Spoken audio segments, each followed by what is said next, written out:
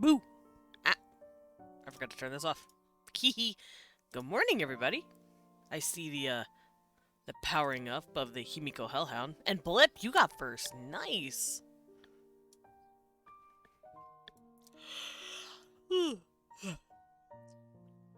I just finished eating.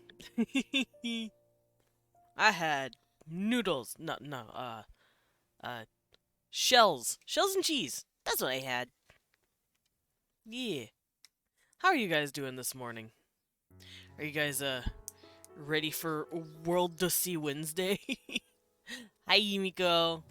How you doing? Ah, also, I got a new snack. It's cheese. Yeah. I'm not that smegsy. Also, thank you. Also, check your Discord. Lobo, check your Discord. I gave you a thing. My cheese pack refuses to open. Whatever. I'll worry about it whenever someone actually redeems a snack. I just ate, so hopefully that won't be anytime soon. Good, just drawing. Ooh, what you drawing? You have piqued my curiosity. I am very curious. Also, I need a drink. This doesn't count as a redeem. I haven't had water yet today, so this is me making sure I don't die. Sonic as a humanoid... Sonic as a humanized tomboy. Nice!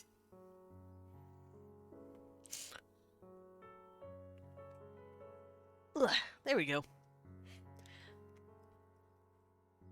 I'm hydrated. I gotta get the last of my yawns out before people come in and enforce the yawn rule. And I'm gonna boot up the language sheet we've been working on for the past, well, I guess only a couple of weeks, huh? Now, I put today's stream as just chatting because I've realized I haven't done a whole lot of drawing in these, not recently. So for the next couple of weeks, it's going to be just chatting. Alright, let me find the spot we were at. This is a good spot.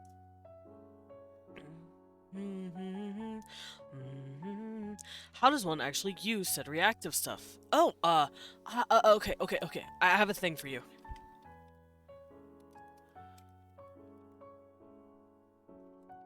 Let me send this to you.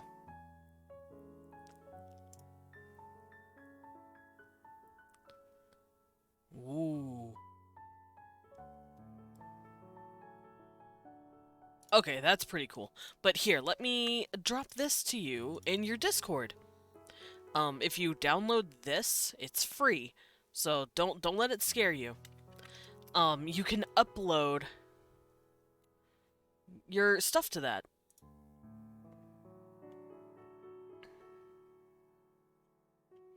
It's called, Vadotube Mini.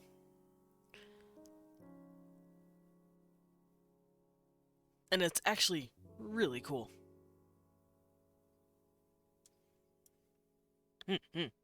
So I hope that helps you, Lobo. But yeah, we're going to be hopping over to the other screen soon. Nice, thank you. You're welcome. Also, I'm sure you'll be able to figure it out, but my reactives that I've sent you, are all named after the slot they should be put in.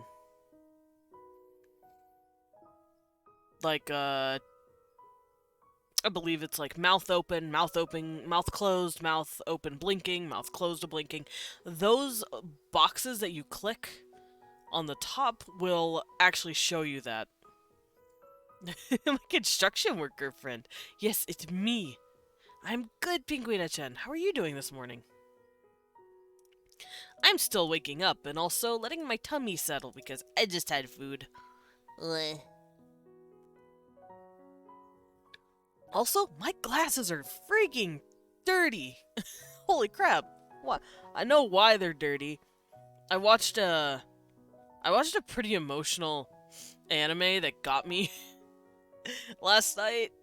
I'm hot. I'm in a pool of sweat. Oh, geez, I am sorry. I'm actually cold today. It's nice. But yeah, my glasses are, they got spots all over them. And it's, I might have cried a little bit. There's no shame in admitting that. I gotta power wash my glasses. You're right.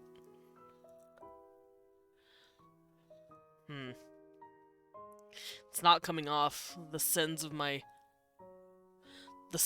tears are not coming off.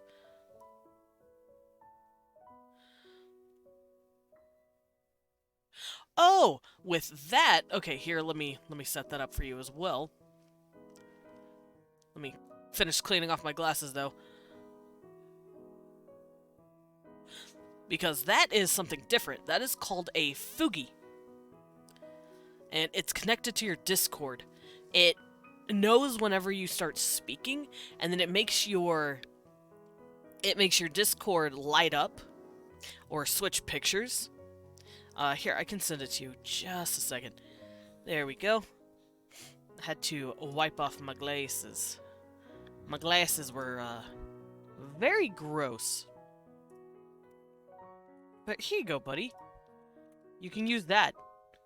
You can authorize it. It's not. It won't hurt you. And if you set an inactive image, have it with your mouth closed, and the speaking image is with your mouth open. Once again, I hope I have helped. Since you... No, you're not dumb. I didn't know any of this stuff when I first started, so it's nice to have someone there to, like, show you the ropes, pretty much. I had to climb my way up, trying to figure this shit out.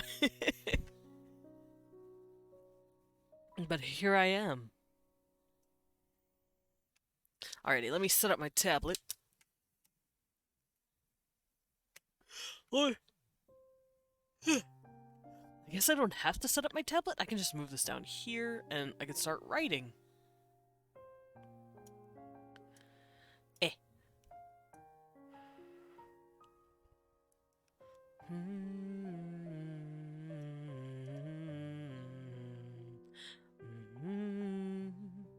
Alright, let's hop over to art. Whee! Alright, so, but... Oh.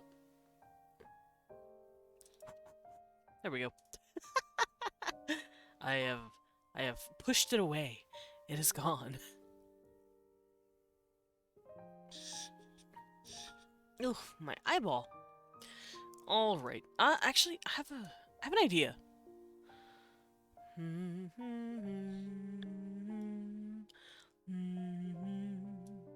Alrighty, so here is our lovely little language that we worked on last week. And I got a good amount of it done. I wish I wasn't so yawny. Yeah, but here I am, being yawny. Bleh. You know what? I'll punish myself. But yeah, last week we covered a lot of this.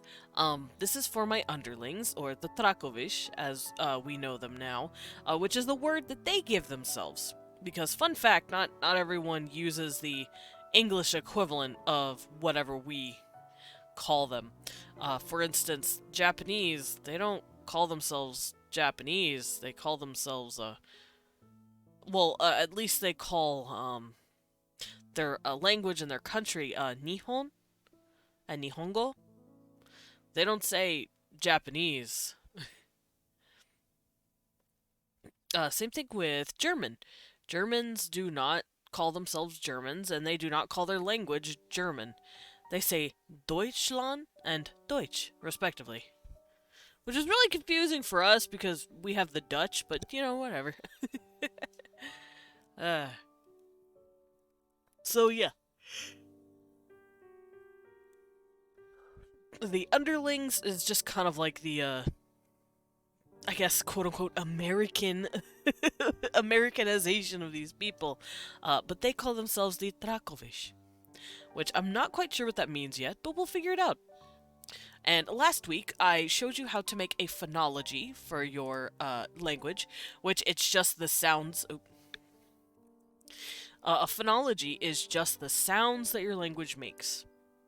It's your e, I, o, u, and your ba, be, bi, bo.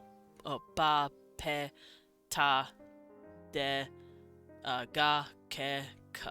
It's your noises. It's your different vowel sounds and your consonant sounds. We picked them all out. I actually cut out a few that I picked the first time I did this, which is perfectly fine. If you're making a language and something doesn't feel right to you after making a bunch of words, and you go, okay, these sounds are a little dumb, or hey, I haven't used these sounds at all. I don't know why, but they just don't seem to fit. Grab them and tuck them. You don't need them. Just toss them out. And there's nothing wrong with going back into earlier renditions and changing it for the sake of your language. Alright, that's what I just did.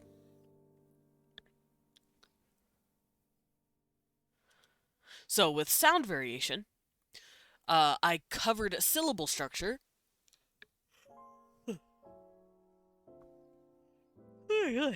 Also, I just realized my dono isn't working. I wonder why. I'll figure it out later. But yeah, after that, I went over syllable structure, and most of this stuff I had already done anyway. So it wasn't too hard, because I had already done it when we were just randomly writing down stuff and taking notes. Hello, Usagi! Happy Worldbuilding Day. It's Worldbuild Day, Usagi. Cute bun. How are you doing? Here's a sugar cube. Also, let me pull out my tablet officially. Close your eyes. I gotta set up my camera here. Boop. Now you guys can see my arm. Alright. I just wanted to make sure you guys had my arm. Where did it... Aha! Here it is. Okay. So now you can see where I'm pointing. But here is our syllable structure. It's consonant, consonant, vowel, consonant, which means I can have at most 2 consonant sounds, 1 vowel, and then a final consonant sound. The language itself would not want anything else. I cannot have 3 consonants in front of my vowels. So, sta, pla, kra, stuff like that is fine for the language, but I can't do stra. STR? No, not allowed in this language. And then I went over all the onset stuff. This is stuff that is in the beginning of a syllable. It's called the onset. The nucleus is always usually going to be a vowel, and for my language, it is just a vowel, or a diphthong, which are 2 vowel sounds put together.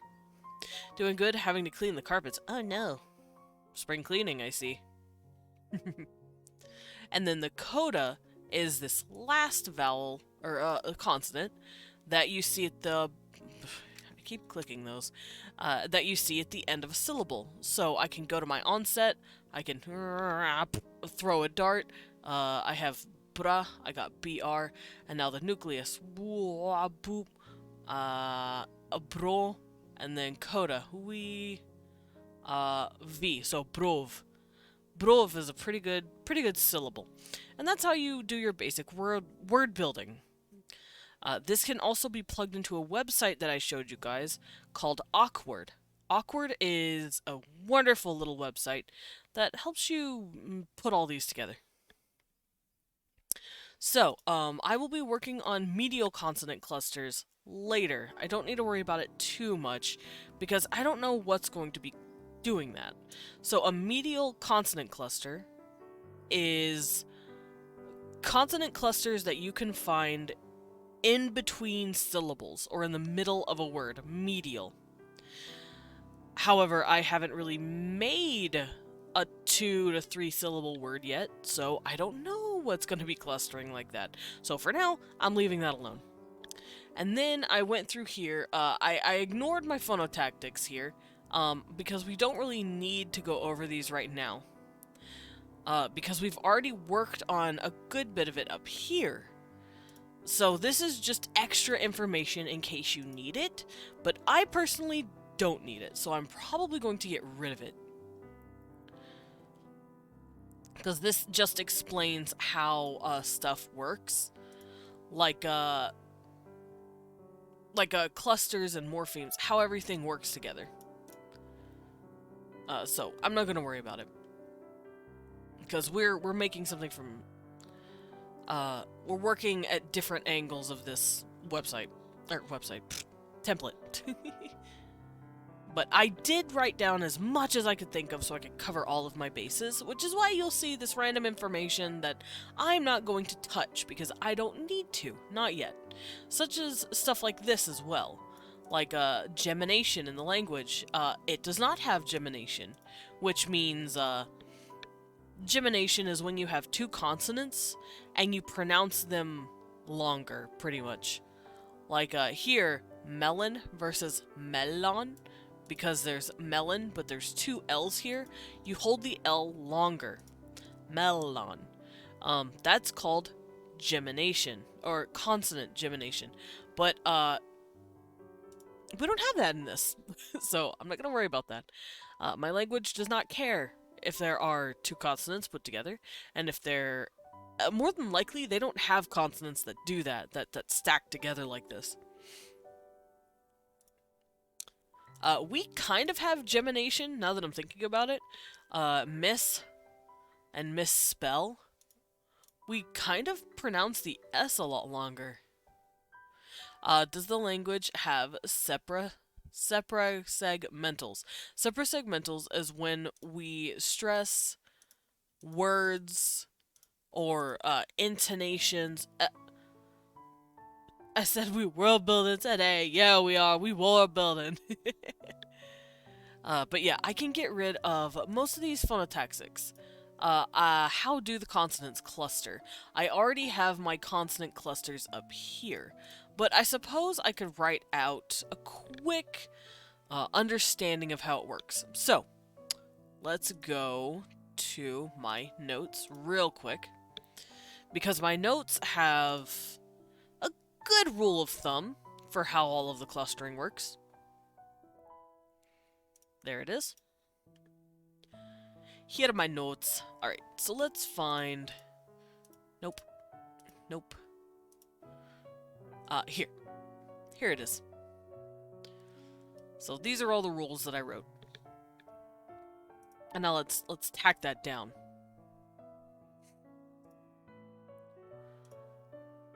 Let me grab a copy, I suppose, of my language here.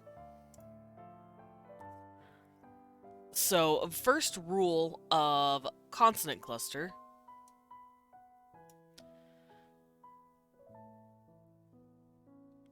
I have, in my onset, I have all of the... Let's see. I cannot begin the cluster with M, N, Ch, M, N, Ch, R, or L.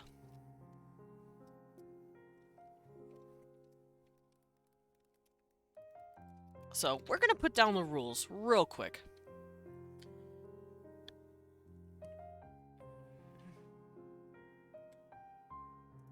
I'm also going to take a quick screenshot of this just so I can have it over here with me. There we go. And I'm going to pop it back right over here so you guys can see what I'm doing. Oh, my mouse. My mouse! Let's move it over here. Okay. So, consonant cluster rules. You can see that I'm here on another page, so you guys can see it without being intruded upon. So, taking the little rules that I wrote out,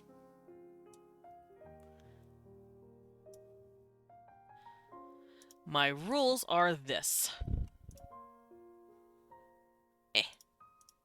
There we go. It didn't want to work for me. Oi, hello Lilith! Welcome in! That's a very cute emote. But how are you doing?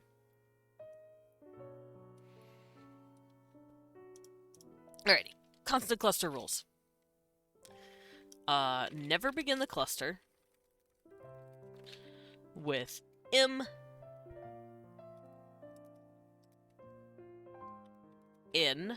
which is correct up here. You can see all of the clusters, not starting with and in, or ha, ra, or la. You commonly start the cluster with pa, ba, ta, da, ka, ga, fa, va, sa, and sha. There we go. Oh, and I'm doing fine, Lilith. Thank you for asking. We are working on language stuff. I'm just putting down the rules so that it explains where I got all of these consonant clusters. And for those of you just coming in and you don't know what that means, a consonant cluster is just... yes, the Trakovish language. My beautiful babies. And these are the rules set in place of how I got my onset clusters. Which, like I said, onset just means the first part of the syllable, and the cluster is all of the consonants that can be put together. Like, all your babies are handsome. Oh, thank you. I'm glad you appreciate my babies. Alrighty, so I never cluster, cha. Oh, wait. I take this H away. Get out of here. There we go. You never cluster cha or ja.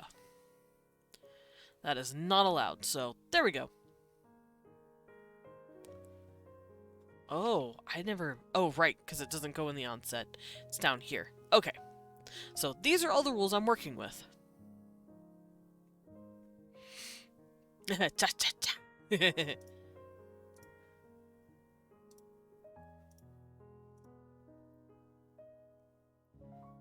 There we go. Now we're going to go down here. All singular consonants. Let's see.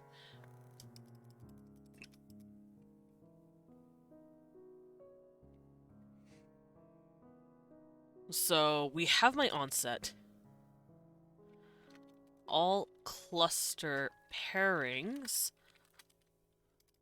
follow this rule.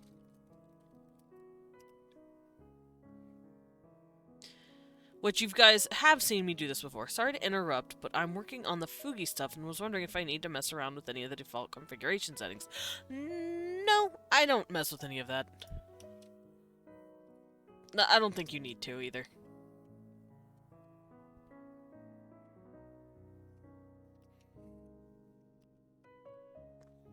Because, let's see, looking at the Fugi stuff... Wrong website. Yeah, everything here should be fine. Alrighty, so all clusters follow this rule. P... So, P, B, T, D, K, and E, are all... no. Pa, ba, ta, da, ka, ga can be followed by r and ul. So, yeah, all of my plosives can be followed by a lateral. Or all my stops, all my plosive stops can be followed by laterals.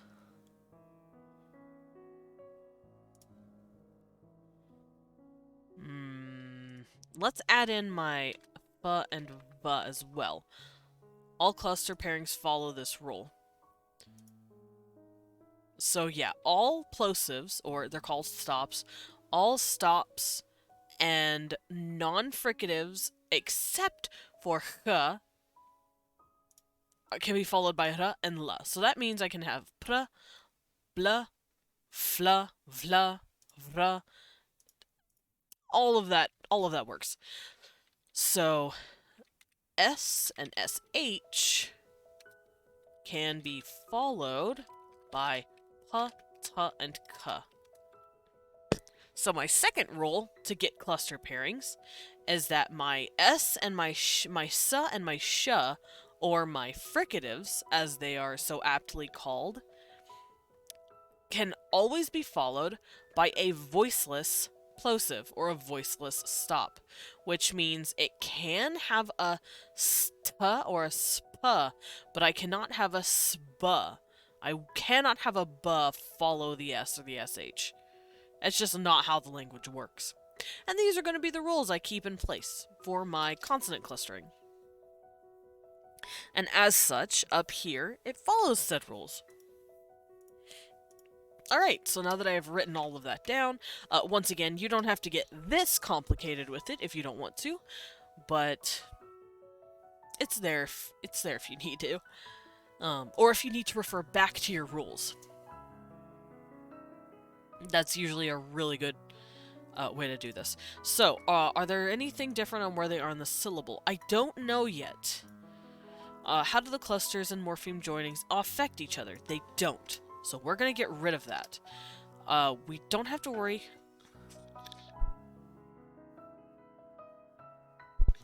So I don't need to worry about sonority or obstruence because I'm not going to be messing with any of that.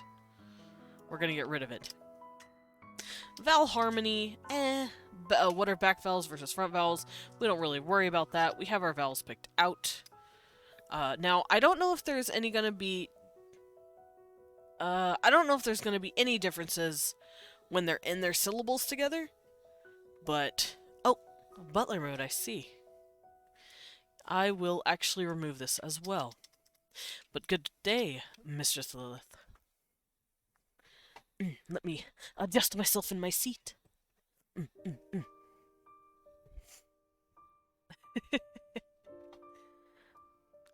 Or shall I say Mistress Bloodworth instead?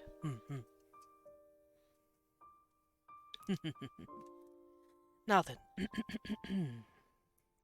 we have arranged all of our phonotactics together. Of course, of course. Yes, mistress. Would you like some tea while I explain the nuances of language creation? Let me adjust this very quickly. Now then, I do not think we should have other sound rules that are found in my sheet here. Of course, of course. What flavor, my mistress? So, the language will not have gemination. This is simply not how the language works. There are no clusters here that I have created that would have more than one letter together. Oolong, a lovely choice, mistress. So I shall remove that rule.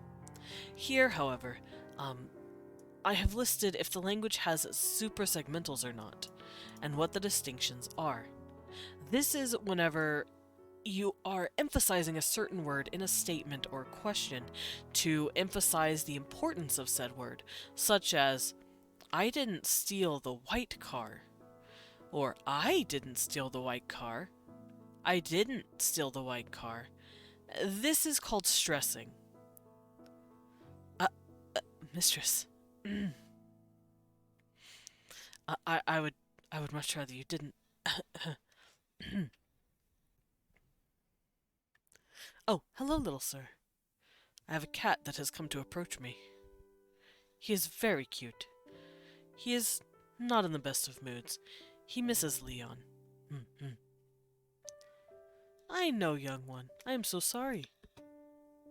My little cat.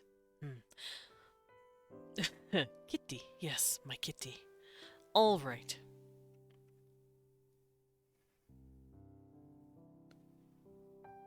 Now then, I do not believe there will be much stress when it comes to emphasizing words like this. However, I'm sure they do it on occasion. They do, however, have intonation. Whenever we ask a question, we tip our tone up. Do you have a dog? Our questions go upward, and when we command, we go lower. Do the dishes. So they may have something like this as well. However, I do not think they will have any juncture. So I will keep this here for now, for a reference point. Actually, let us create it. The language has limited suprasegmentals. These are... What, little one? May I help you, young sir? Seems my young little cat is... I saw the butler outfit on Twitter, and hello, it's perfect. I'm flattered you like my outfit. Would you like to see it in full bloom? I am wearing it, after all. Look at me.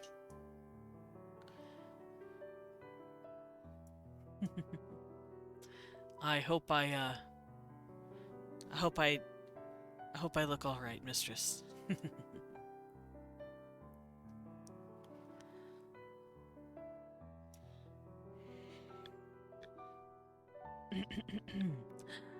My lady. Oh, you flatter me, mistress.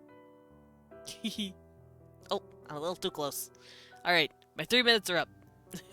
Like always. Ow. You're cute, Lilith. Thank you.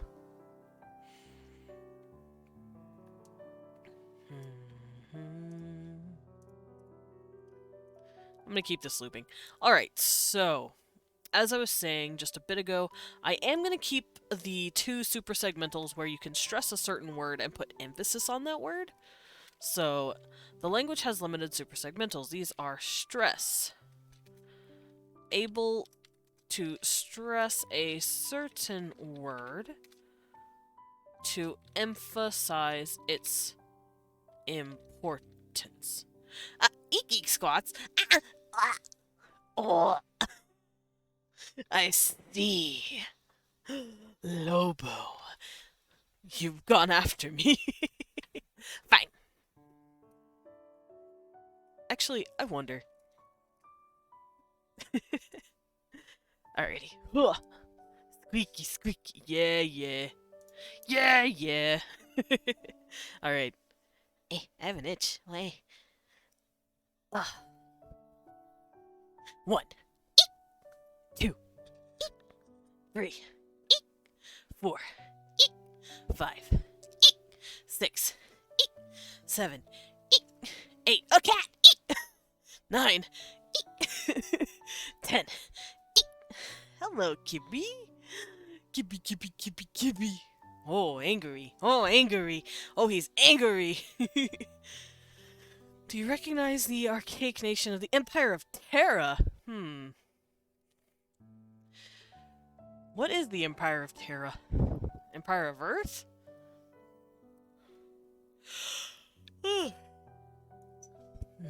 What is the Empire of Terra? He found his... Oh. God, I wish I had a cat cam sometimes. He's so cute. But no, I do not recognize the archaic nation of the Empire of Terra. Forgive me. If you'd like to enlighten me, though, feel free. I'd like to know. Let me reset myself a little bit. Alright. Also, let me get my blanket. I'm cold! Is it Warhammer? I've never done any Warhammer stuff. Oh, good boy! The old Terran Empire was the empire from which Arcadia derives. I don't know what Arcadia is, either. I might be stupid. I might be a little dumb. I don't know what any of this is.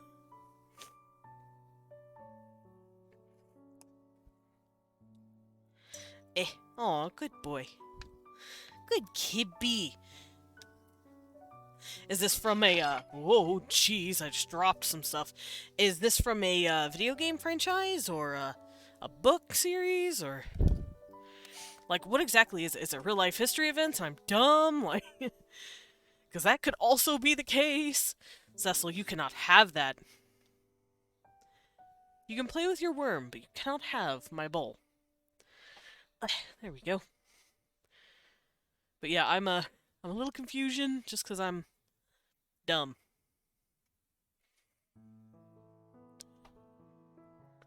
Kippy. Some old planets of Terra's conquest survived the calamity and chose to claim Terra's legacy. Yeah, I don't know what any of this is, Shokun. I'm sorry. I am dumb.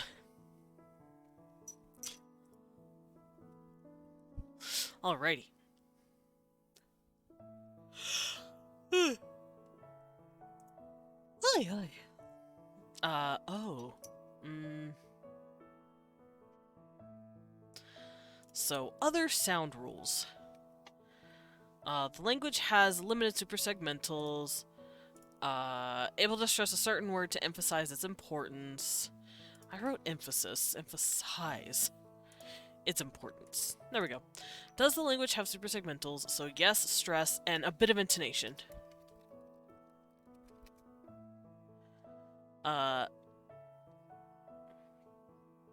Raises tone on questions. Lowers tone on command. There we go. So that's just inferring that this is what this is.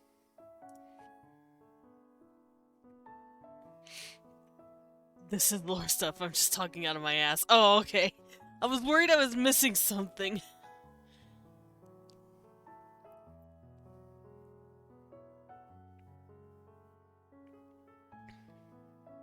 Any ankles that need to be bitten?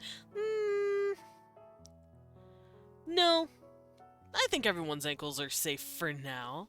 Dan's not here. Trying to say he's not cute or say he's new.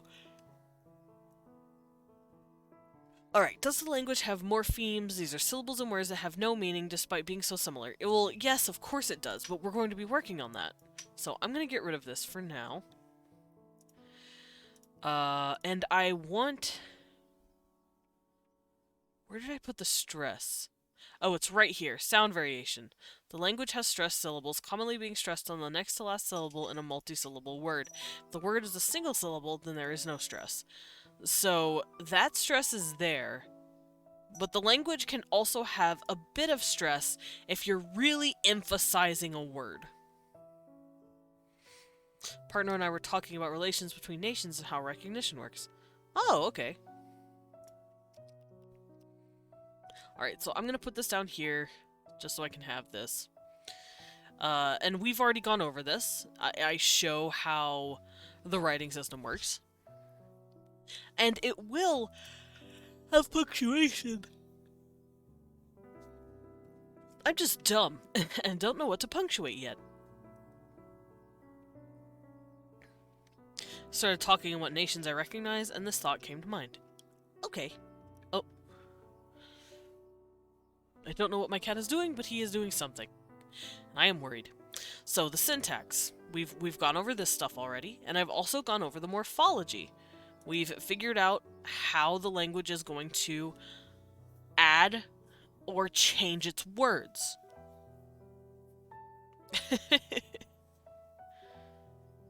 Yeah, I'm sorry, Shokun.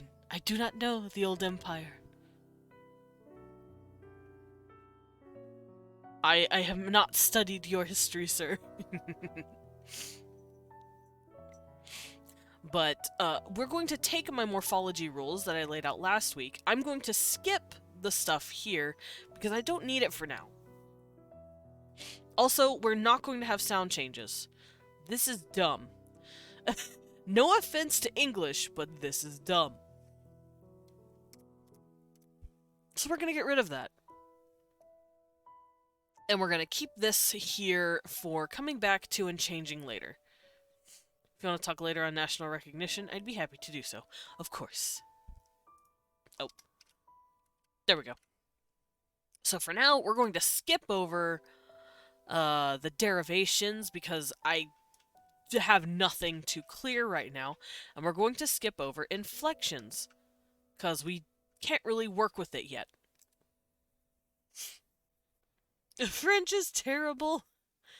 Yeah. Yeah, it is.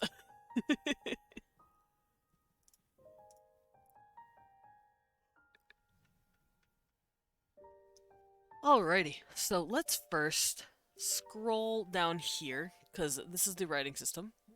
This is the word building that we've already done, and we're going to be skipping all of this, because I don't want to work with derivations. For now, we're working on grammar. Boop! So let's pull up my notes once more. And this is the beginnings of the grammar that I started. So we're going to take a little picture so that I can have it on the other monitor so I can see what I'm doing. Boop. Oh, it decided it wanted to go over here. Let's drag it over here. Teehee. Up, up. There it goes. It didn't want to slot into the hole. I was told that the accent is hot. Huh? I'm French and I hate it. Oh. But I was told the accent is hot. Possibly? I'd have to hear it, though.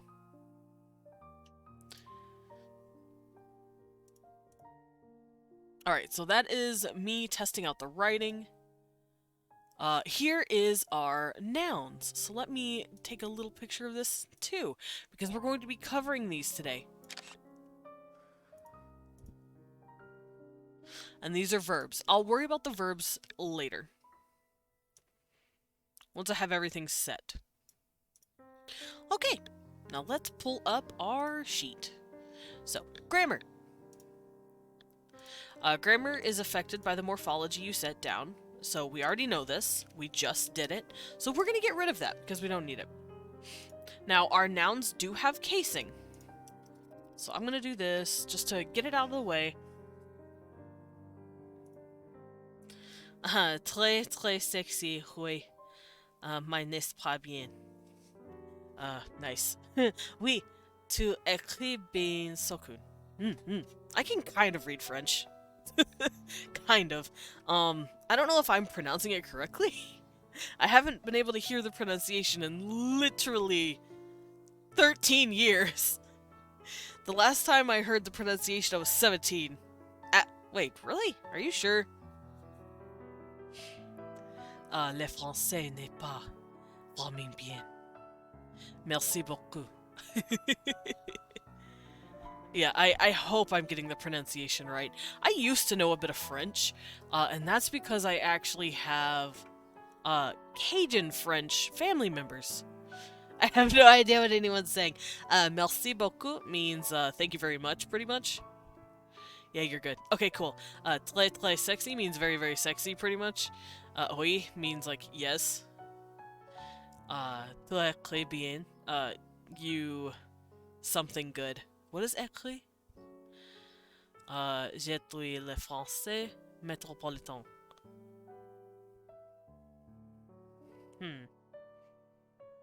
Yeah, I'm not very good at French.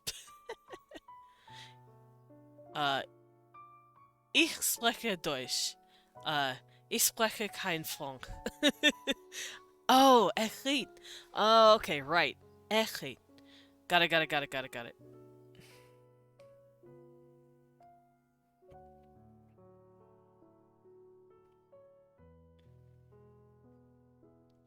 My brain.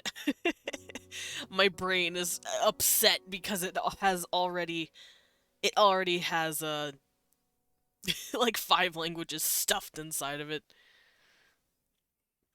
I like languages.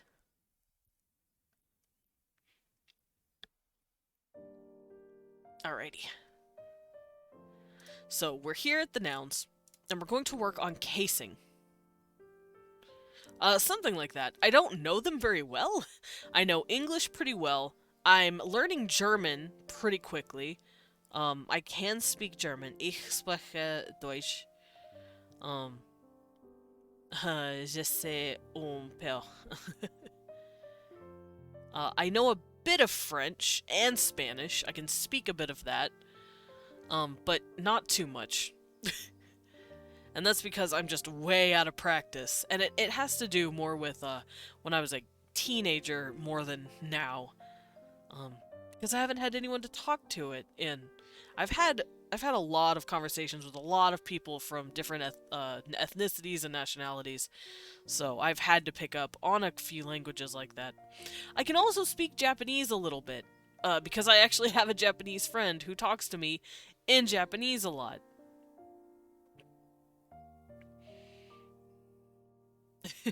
Alright, pata pata. Let's go back to English. I know French is fun. But this is primarily a English thing.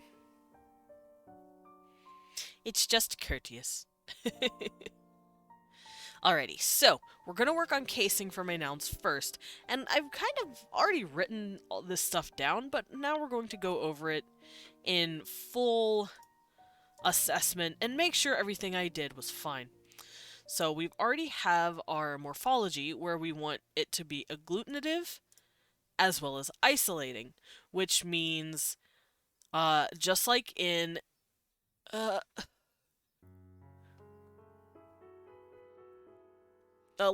example for English, step versus stepped, you add the ed to the end of step. That means you're gluing an ed at the end to change the word. That makes it agglutinative because you're agglutinating it. You're gluing it. That's where the word comes from. Isolating means you add an extra, like, full word into the sentence to change it. How do you say bunny in French? Bounois. I don't know.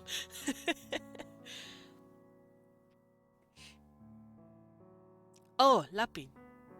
That makes sense.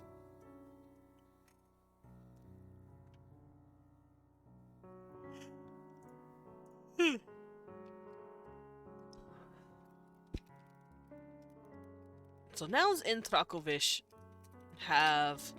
I don't know how many cases yet. We'll figure that out in a minute. But it is going to be isolating and agglutinative. Like I said, agglutinative is when you glue stuff together, and isolating is when you take two different words to mean a new thing. Like saying, I jump over the fence versus I will jump over the fence.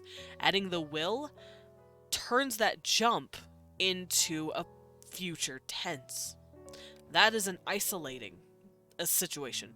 So I'm going to be working with just those. I'm not really going to change my words like English does a lot for some reason. Like, say I have a mouse. But if I want to say I have a lot of mouse, instead I say mice. The word completely changes. That's called fusional. Fuck that. That's dumb and confusing. English, you're dumb and confusing. So, I'm not working with that. But now that we know what kind of words and way we're going to be changing stuff, we know how to add our cases. So, I put have cases because I don't know yet. Let's do this. And I'm going to be inventing a new case. Kind of.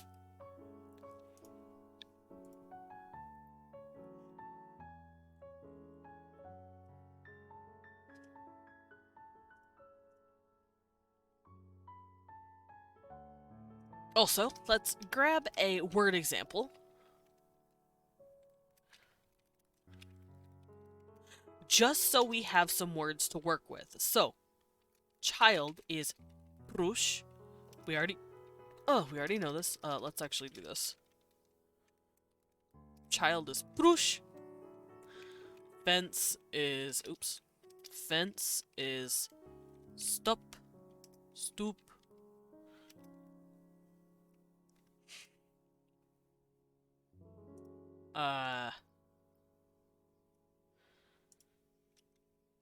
Cat is rang. Let me make sure my words are still appropriate. I'm gonna go up here real quick. Ow. Okay, yeah, ow is still viable. Because remember, I changed some stuff. And finally, water will be kov. Kov is a beautiful little word. So these are going to be my 4 nouns that I play with to show off how these cases are going to work.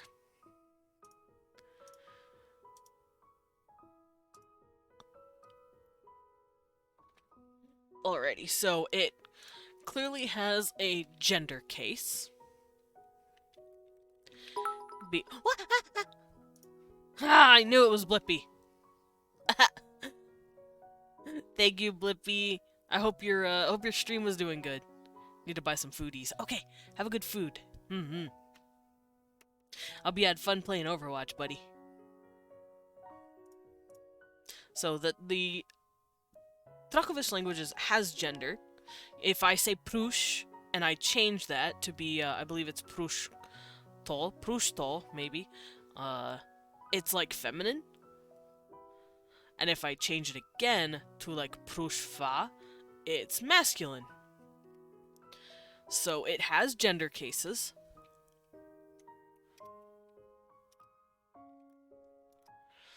And I'm going to give it a definitive case.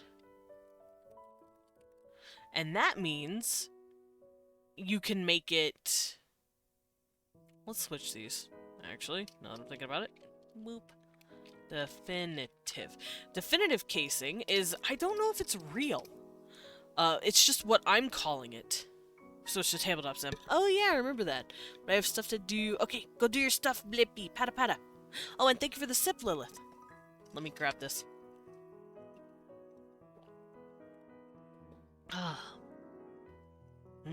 Oh, I will be right back. I gotta go grab something real quick. Let me do this quick little woo. Right back.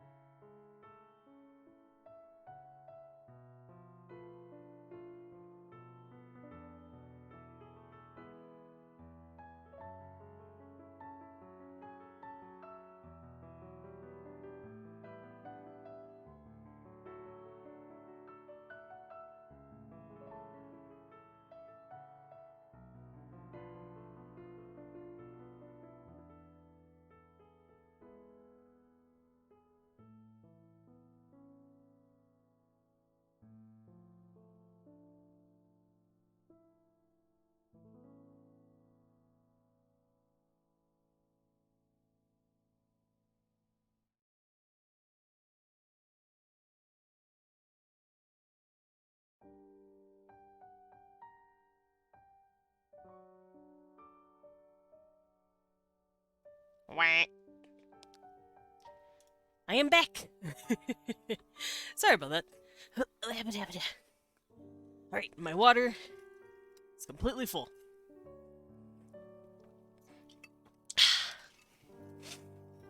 So I can get a proper sippy. Also, have a good phasmophobia, Lilith. And thank you for dropping by. Alrighty. Back to the nouns. So we have our words. Definitive casing. Right. So, fun fact, English doesn't really have cases anymore. So this is going to be a learning process for some of us here. Spanish, on the other hand, has like a fuck ton. German also kind of does. Japanese doesn't. What other languages have cases? Hungarian, I believe. Casing is pretty weird. We used to have casing. And I believe Old Norse had a lot of casing as well. So, we kind of have it, but not really. So what is casing? Casing is when you look at a word, and you look at where it either is in the sentence or how it's interacting with other words, and you determine how it changes. For example, he likes dogs. Does he? Yes, he likes dogs. Who is he? We don't know, but that is the pronoun that we're using. But if I say dogs like him, it changes. It's not dogs like he. That sounds silly. Why would we write that? That is casing. He versus him. He is a cased pronoun. It is the subject, therefore it is the word he. And if it's an object, it is the word him. We all know this, but however, our nouns don't do this anymore. Our nouns used to, a little bit. And that's because English got a lot of its DNA from Latin. Latin did this. Also, if we want to turn this into another case, a plural case, we have plural casing. If you have dog, you can turn it to dogs. And now it's plural. And that's a case. Gender works the same way, although not in English, not anymore. But in German, if I want to say a feminine or a masculine word like Vater, or Bruder, father and brother, Vater, Bruder, those are masculine terms. So we use to say a father or a brother, you say ein Vater, ein Bruder. But if you want to say the father, if you want to make it a definitive article, you say der Vater, der Bruder. Conversely, if it's feminine, you say Mutter or Schwester. Mother or sister. Mutter, Schwester. But what does ein and der turn into if these are considered feminine? You say eine Mutter or die Mutter. So ein Vater, ein Bruder, eine Mutter, die Schwester. These change because they're interacting with these feminine and masculine words. Now, in order to actually say that the noun is feminine and have it be in a feminine case, German doesn't work as well with that anymore. However, Spanish does. So if I want to say a boy, you say niño. There's a little squiggle above that. But you say niño. However, what if it's a girl? You say niña. Niña. You change that O into an A, and you change the gender casing. And as such, they they react together with their words around it. If I want to say the boy, el niño. The girl, la niña. If I want to say the blue boy, el niño. Oh no, I don't remember the word for boy. Blue. You know what? I like red. The red boy. If we want to say the red boy, el niño rojo. El niño rojo. And what are we going to do with niña? La niña roja. That's what gender casing usually does. It takes a noun, it figures out its gender, and then most of the time with languages that are heavily influenced by gender casing, the rest of the words follow suit. They wrap around that word, and they figure themselves out. It's very harmonious, very pretty. A lot of Latin languages do this, because guess what? Latin did this. Latin had a lot of cases, I believe they had 8. And we're not going to have that many. We're going to have like 4. But this is what we're going to be doing. We're going to have gender casing. We're going to have definitive casing. Definitive casing is a dog versus the dog. If I'm saying, there goes a dog, it's indefinitive. And an they're called indefinitive articles. Ergo, they're just pointing out something that exists, or something that's not, like, the topic of discussion. It's like, oh, there's a cat. It's just there, it's a cat. However, when it's definitive, you go, oh, that's the cat, there's the cat. You're pointing out a very specific cat. So, there's going to be definitive casing. So whenever you want to have a word indefinite in Trakovish, you just say the noun. If I want to say a boy or a child, you want to say prush. You just say prush for a child. But if you want to say the child. Here, let's clean this up a little bit more. So, definitive.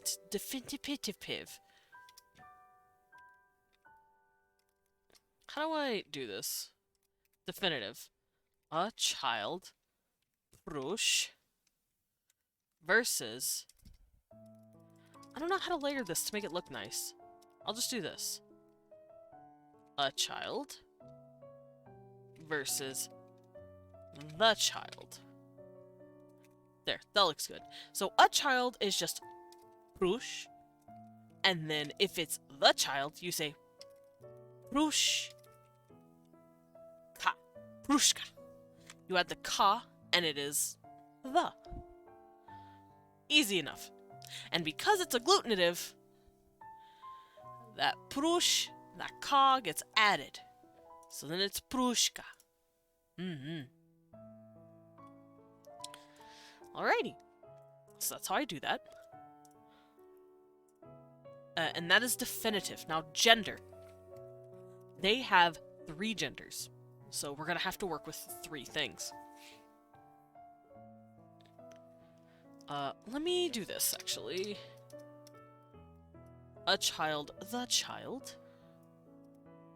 So this is indefinite. And it's prush. And then the child is definite. Definite. Okay. And that is prush. Ha. There we go. That looks much better. Clean as a whistle. So with gender, they have 3. They have masculine, feminine, and neuter. So, masculine, feminine, and neuter. These are the ones we're going to be working with. So if I want to say... There we go. If I want to say just a regular child, I say prush. But if I want to say a masculine child, aka a boy, you say prush. Now, it used to be prushav, but I'm changing that to prushva. Prushva. Like this. Or maybe va. Prushva. Prushva. Prushva. Prushva sounds better. So I'm changing masculine to Prushva. Prushva. That sounds like a va though. Prushva. Prushva. Prushva. Prushva. Prushva. Prushva. Prushva. Eh.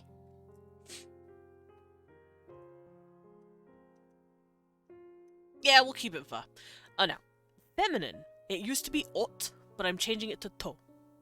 And the reason I'm doing, or maybe tu. Prushva, prushtu, prushtu. Prushtu sounds pretty. Could be prushma instead. Okay, so prush tu, prushtu. So fa is going to be masculine, tu is going to be feminine. So if I want to say the girl, you say prushtuka, prushtuka. So my cases are going to have, they're going to have rules, which I already have, by the way. I've already fought with this in regards to what the rules are. We're just writing down the cases first. So prushva, prushtu, and prush.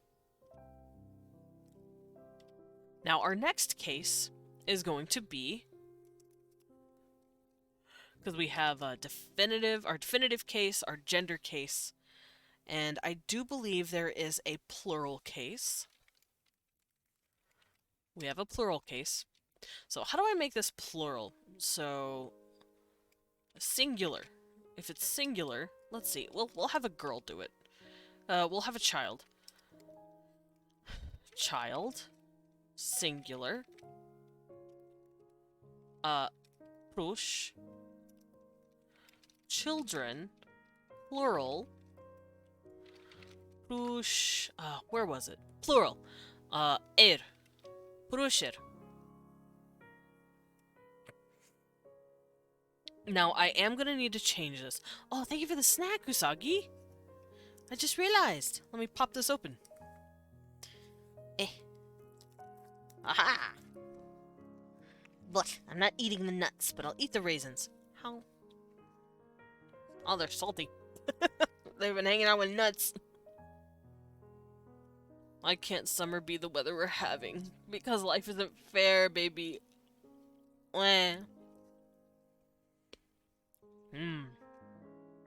Rhymes. So I'm probably gonna make Brush Rain. That's actually really close to this. Brushen.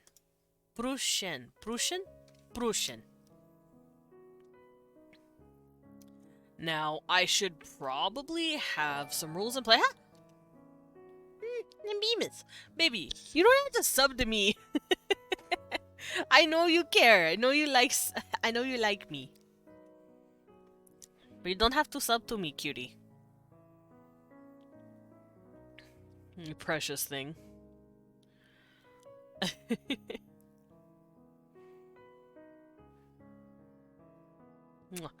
Me want keep founder's badge. Okay, baby, you can keep your founder's badge.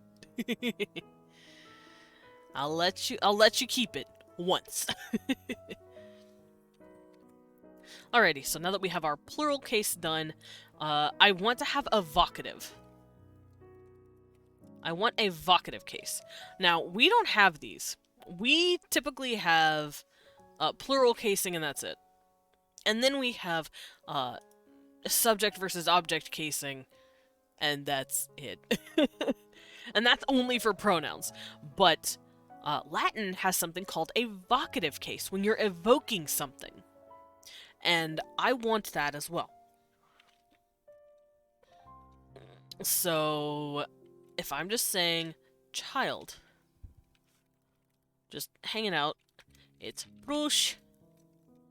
But if I'm evoking the child, oh child, it is prushoa. Brushwa. Brushwa. I'm evoking. Now the question is, should I have it plushui?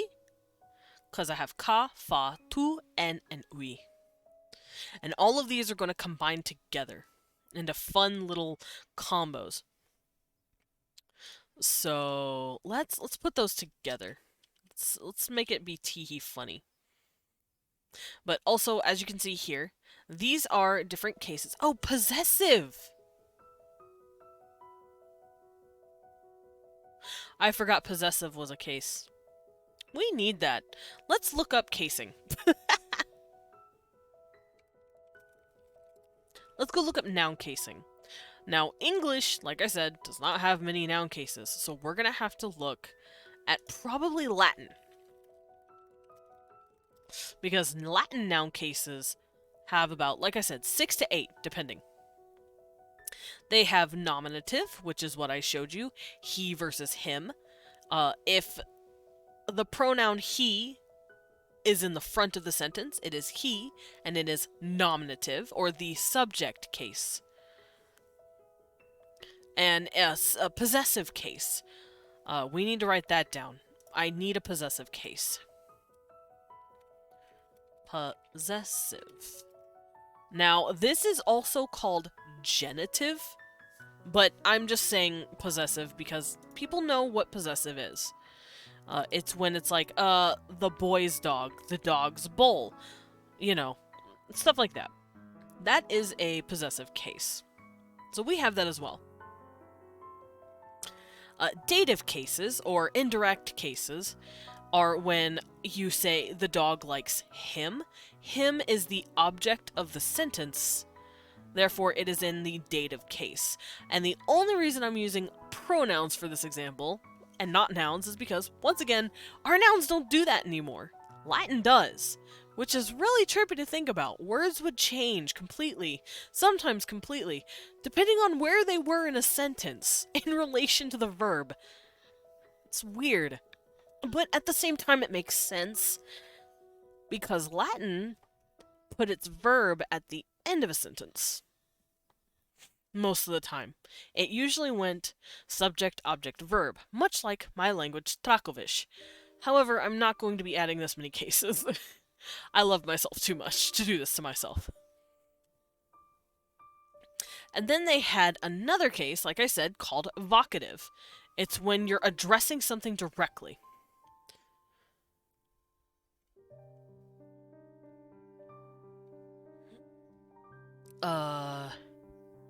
Place of other circumstances. Okay, so they have two more that I'm not going to touch because we don't need to. But one is called accusative. It's the direct object of a verb and object with many prepositions. So, like, I'm not even sure how to use that. Oh, there's also a bunch of other cases that we don't really see much at all. There was another one called ablative, and it has to do with prepositions. Like, I am from this town. I am here with this person. But we're not going to be messing with that. We're just going to have those be their own words. I don't need to worry about those being cases. Although, I might later. Who knows? And then they had locative or locative casing. It's when you're denoting a place you are at. Like, in this place. Or at this place. Which is really interesting. So, those are all the cases that we really need to worry about. And a possessive is really the only case that I missed. And even then, I think I have it written down. I'm just dumb. And couldn't figure out how to make it work. Oh, that's why. I know why I didn't work with it. That's because the nouns don't change or get anything added. It's isolating. So, I'll show you how that works. So I'm going to say the child's cat. child, cat. So in order to say child, you say prush. In order to say cat, you say raung. But if I want to say the child's cat, or let's just say a child's cat, just so I don't have to worry about messing with other ones, you say cat of child. So you say raung tro prush. Raung to prush. Raung tro prush. Cat of child. Oh my goodness. Cat of child. It's isolating, but it is close enough.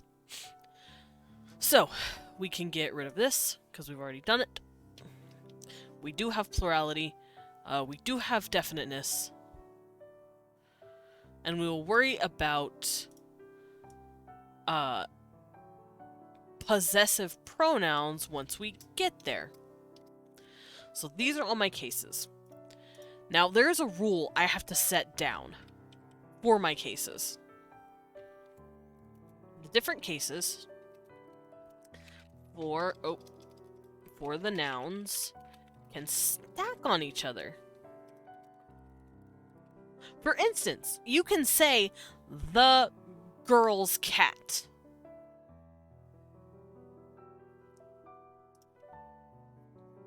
It's also sorry about that. It's also really hard to use the vocative case when using the definitive case. You can't say, oh, the child. No, you're talking directly to the child, so you can't put it into a definite article. So they can stack on each other, but with limitations. For example, now let's lay out some examples here. You can say the girl's cat, and that comes out to, let's build upon this. All right, prush is child, but if I want to say it's a girl, I say tu, prush tu.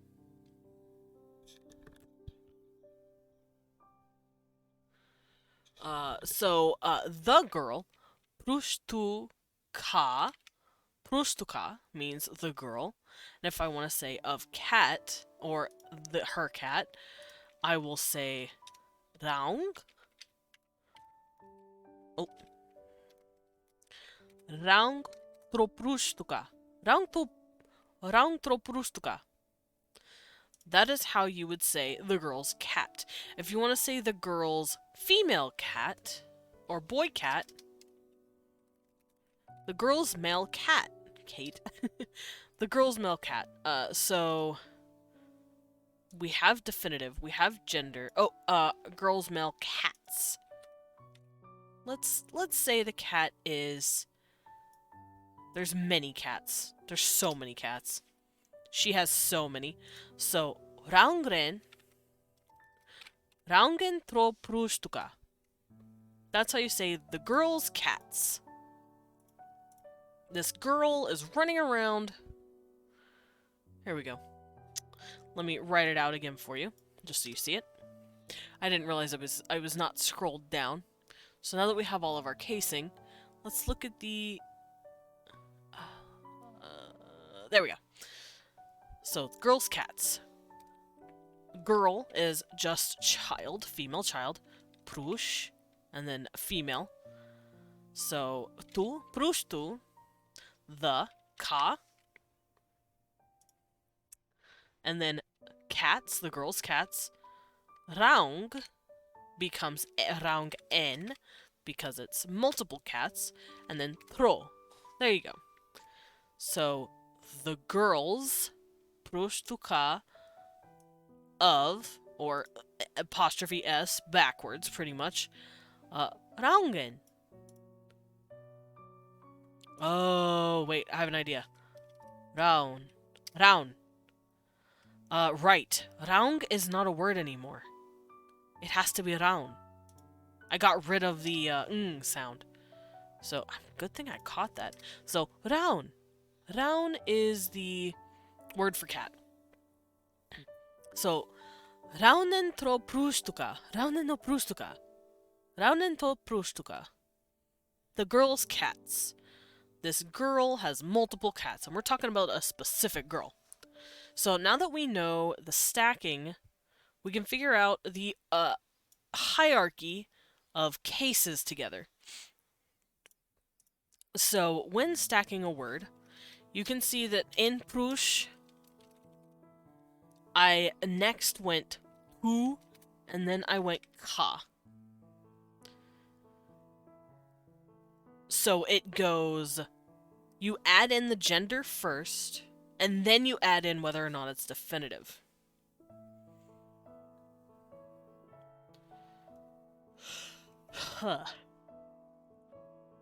Okay, let's also do one more thing. I just want to say the girls, where I'm talking about multiple girls running around, doing whatever girl stuff girls do. What do girls do?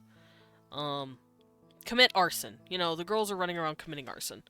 So, girls. How do you say girls? So here we go. Prush. Once again, just child. Tu for feminine to denote it. Ka. But how do I denote that it's... how do I denote that it is plural? N. So prustuen ka. Prustuen ka. So if I want to say that there is multiple girls, prustuen ka.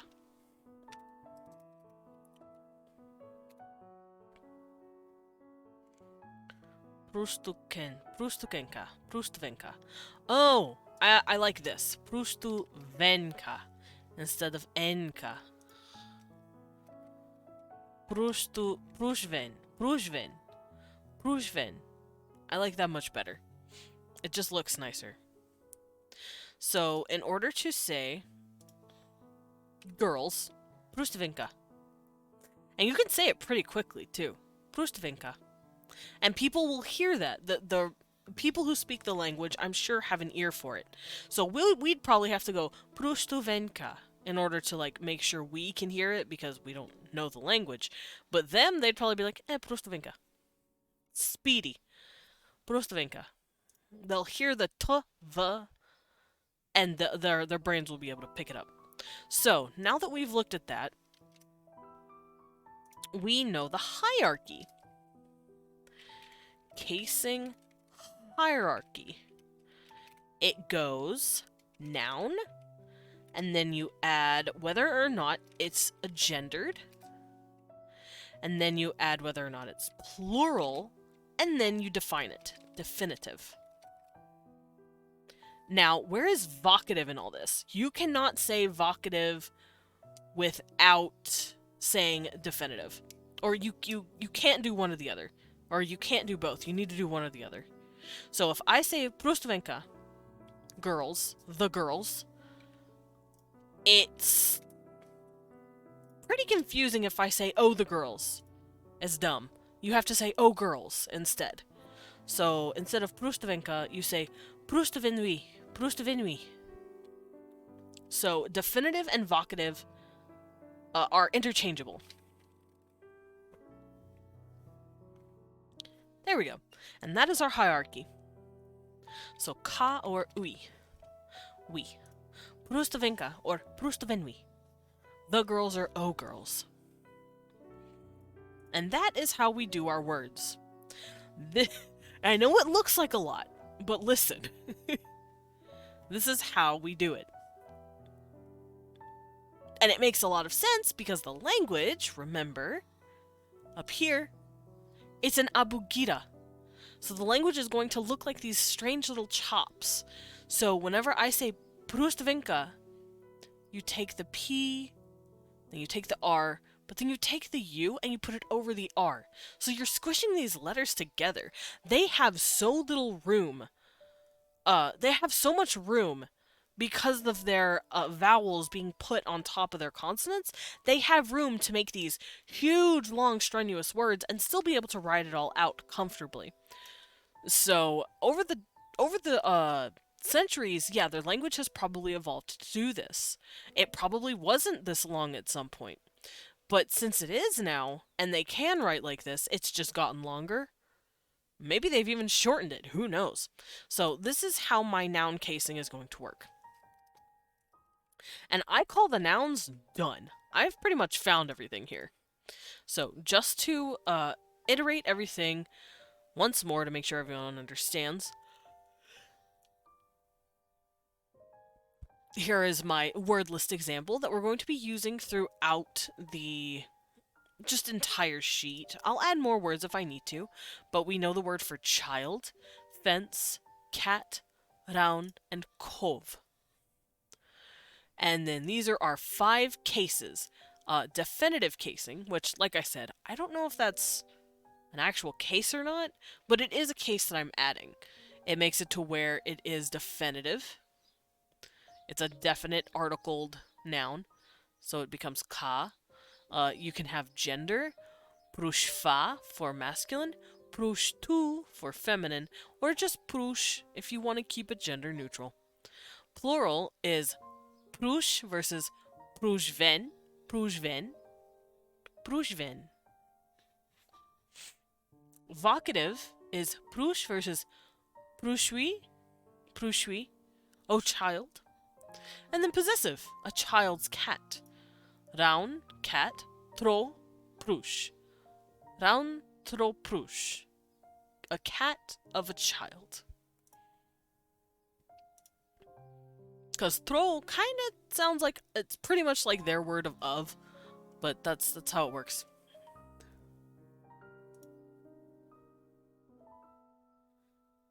Yeah.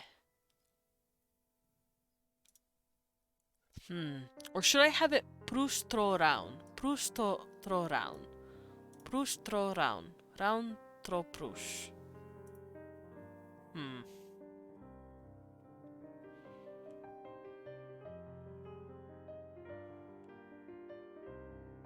I think I'm gonna switch it.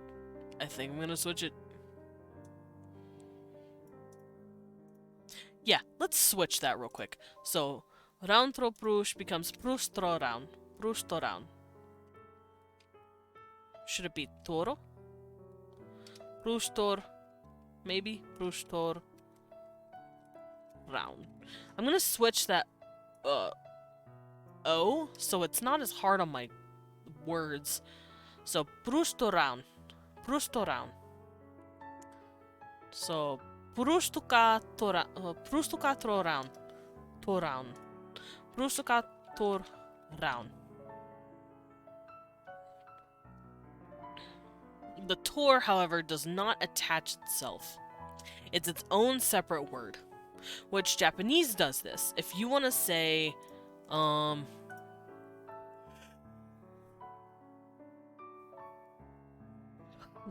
let's come up with a word. If I want to say, the girl's cats, or the girl's cat in Japanese, for example, you say shoujo, which is girl, shoujo no, which is their their possessive word, and then neko. So shoujo no neko, the girl's cat. You'll see a lot of their language do that too whenever you want to say something of something, because no is how they denote their apostrophe s, but we sometimes translate it to of, and then we flip it, like Legend of Zelda, for instance. Of course I run it back to that. Legend of Zelda in Japanese is Zelda no Densetsu. Zelda is first, Zelda. They're saying Zelda's legend, pretty much. But we translate it to Legend of Zelda. So I'm going to do something similar. Prushtoraun. It sounds like 3 different words, because it is. But they're saying cat of a girl. Just backwards. And that's how I'm going to keep it. You can't stop me. Now then, let's go to pronouns. I did promise in my title that I wasn't going to make any more pronoun jokes. Now that we have all of this down.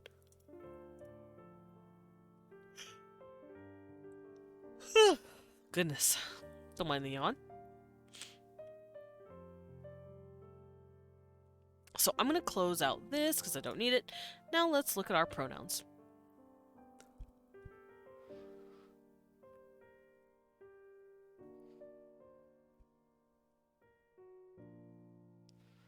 So yeah, gender, plural, definitive, or vocative. Okay, so pronouns. What is first, second, and third person? Let's come down here so we can actually read all of it. So over here in my little notes, I have first, second, and third person, of course, because most languages do have that. It's pretty hard not to.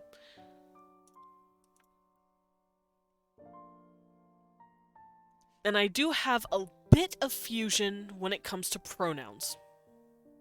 Although I don't know if I should.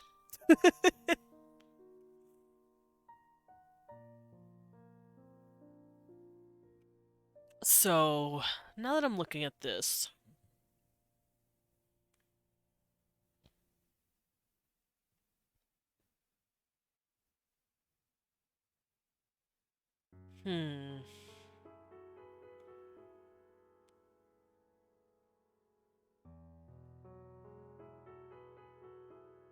Yeah, I'm gonna have to play with this. Alright. So, we do have first person, we do have second person, and we do have third person. It's fucking with me.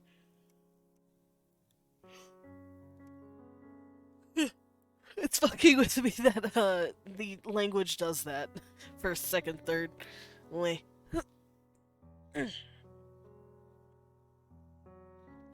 Blanket, please, I'm cold. Alright, so just like nouns, pronouns can be affiliated with casing. In fact, most of the time, that's how it works. We just have an extra layer on top of that. So let's go look at our different casing. I'm not going to do definitive casing, and I'm not going to do vocative. I can't say, oh, he... Actually, I could, I guess. Oh, me. You could vocate someone's pronoun, I suppose. But for the sake of this language, I'm going to make it to where they don't. They just don't do it. It's not a part of their vocabulary. They do not vocate a pronoun. So the cases that I'm left with is gender, plurality, and possessive. So I'm going to come down here, and I'm going to write down the cases that I can work with. So gender, plurality, gender, plural, and possessive. So we're going to figure out all of these little combos together. Now, for instance, what am I talking about? Let's look at a little table here to show what I mean. Hello, Lobo. I see you have the fire. Alright, so first person, second person, third person. Cool. Singular, plural. Cool.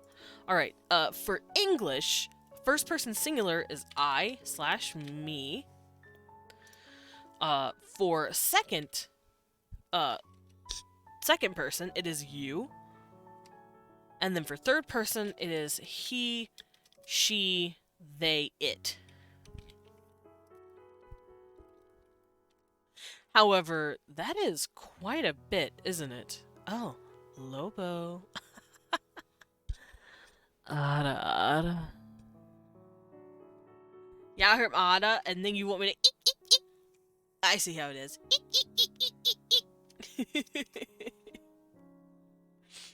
You're bullying me, Lobo. Eek, eek. Did you get everything to work, by the way?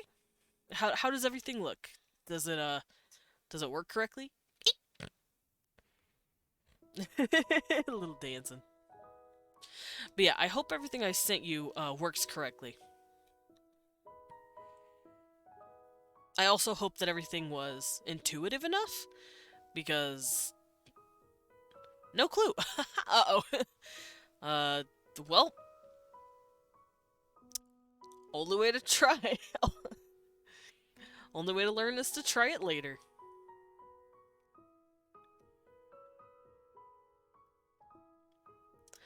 Alrighty, so I think I'm gonna do this. Third person, I'm gonna add a couple more of these. Third person masculine, third person feminine, and third person neutral. Technically, we have third person inanimate as well. So we have third person singular, he, third person feminine, she, neutral, they, inanimate, it.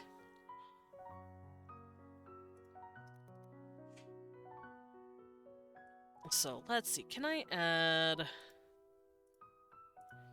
How do I add a second one here? Let's insert a column on the right here. So single...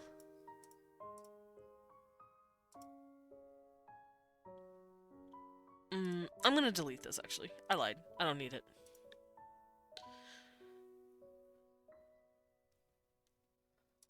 So singular versus plural. I versus we.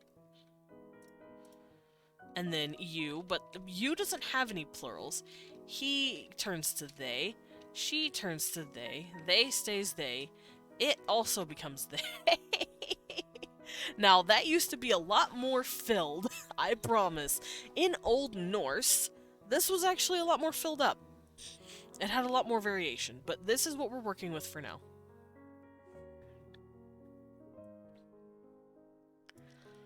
Let's scoot these up. Because I'm just setting up some basic... I'm also going to delete this column because I don't need it. I'm just setting up some basic words so that we can figure out what we can put in for Dracovish. So we have our gender, which is here, masculine, feminine, neuter, and inanimate. And then we need possessive. So singular, plural, singular possessive, singular possessive, and then we can have plural possessive. So in order to say singular possessive, you say my or mine. You becomes your. He becomes his. She becomes hers or her. They becomes their, and it becomes their. Or its, technically. And plural possessive, we becomes our. You still becomes your. His becomes their. Hers becomes their. Because it's matching with the plurality of this. It follows that rule. So we have our gender, we have our plural, and we have our possessive. I can get rid of this column. So let's organize this up a little bit. And this is the casing that I'm going to be working with for my language. Let's just get those up real quick. Masculine, feminine, neutral, and inanimate.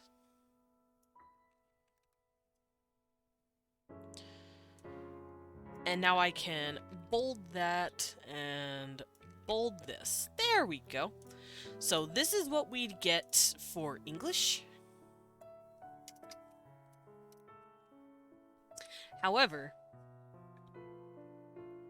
okay, do they follow the same rules as noun cases such as plurality, gender, or casing? Yes. Yes and no. Pronouns follow noun casing up to gender, plural, and possessive.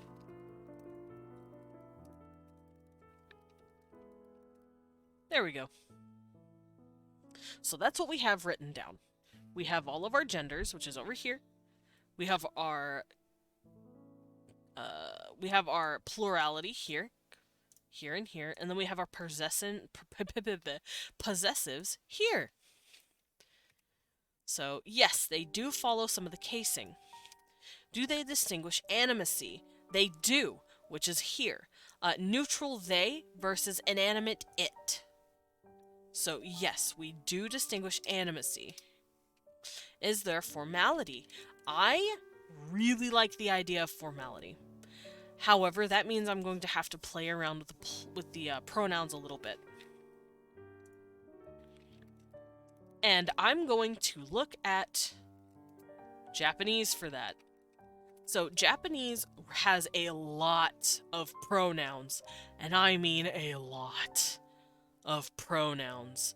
They have like 5 words for just saying I. And that's being generous on the minimal side. So just to give you an example. Now remember, I'm working currently with personal pronouns. There's a difference. Regular pronouns and personal pronouns are 2 different things. Personal pronouns are he, she, they, it, I, we, are. Regular as pronouns are also that, there, this, what. Those are also pronouns, because they're not quite nouns. So, for Japanese, let's go look at all the pronouns they have. First person pronouns can be watashi, boku, ore, atashi, uchi, watakushi. They have so fucking many. And apparently some can even say jibun.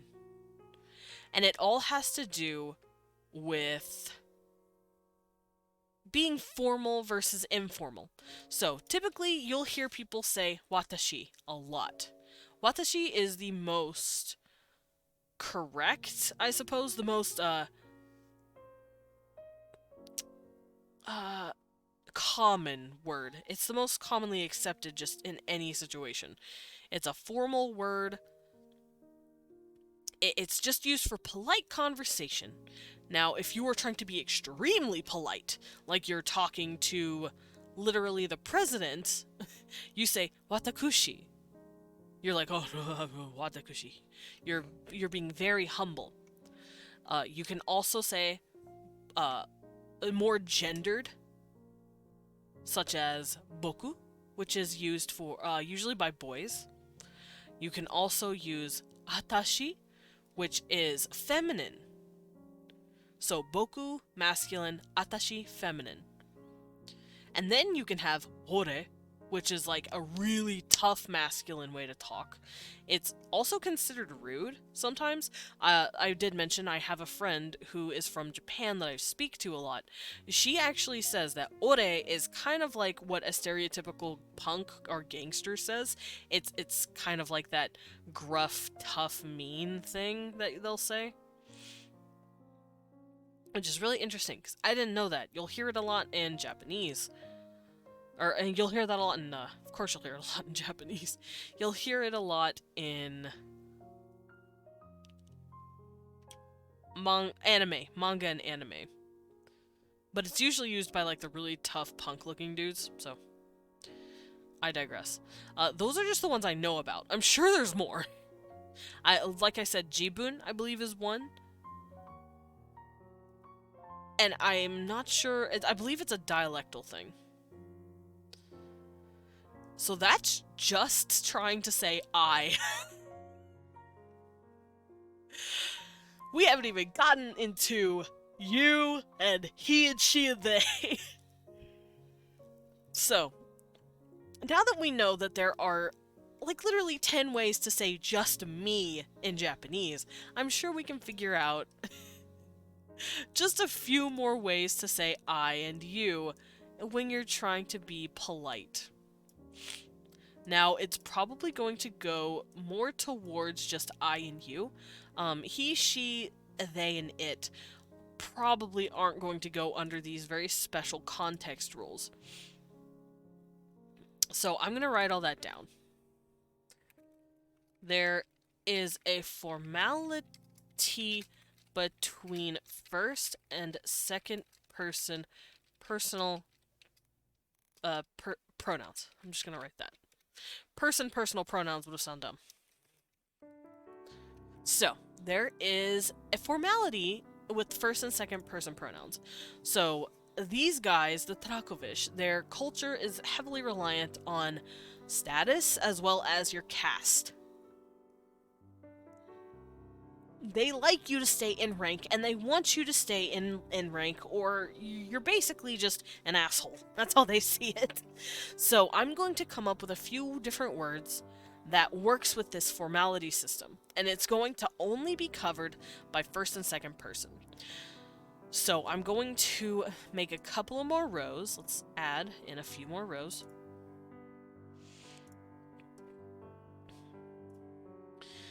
So for first person formal, yeah, that's a pretty good way to do it. And first person informal, let's pull this out just a bit. There we go.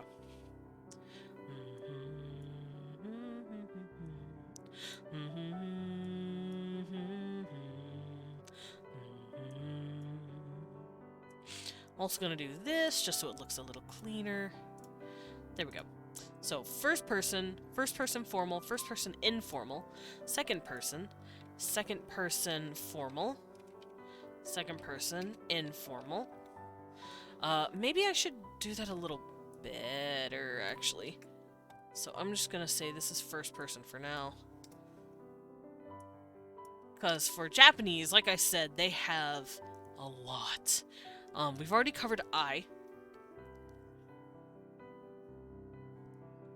And for you, singular, you say anata if you want to be formal. If you want to be a little more informal with people, you can say anta. If you're being rude, or if you're a man and you want to be like higher status, you say omae. If you're extremely upset and you want to call them a bastard, you say teme. Teme. I'm sure you've heard that in your animes before.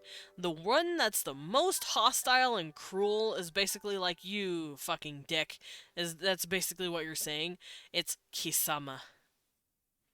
Kisama is extremely harsh. Yeah. So they also have another one that's a little calmer called kimi. Kimi is a bit with... It's what you use with people who are not really above you, but people who you would consider lower. That sounds mean, but it's like a cutesy, not really talking down to you word, but more like it's something you would say to like your little sister. Kimi. Kimi wa kawaii de. You would say that to your little sister. It's informal, and it's towards people who are younger than you, a subordinate of you, someone who's lower on the rung than you. So because Japanese does this, I'm going to be taking inspiration from it. Because it's really good at that. Now, as far as their third-person pronouns, they don't really have a whole lot of those. They have like one or two. Barely. They say stuff like, that person, or that thing, or that over there. Other than that, they don't really say he or she. They don't denote gender when they're talking about someone pointing at them, and they're in third person. Like, if I want to say, oh, he's cool, you can say anohito, which literally means the person over there. It's not even saying a gender. Hito just means person in Japanese. So they really do not have lists of that.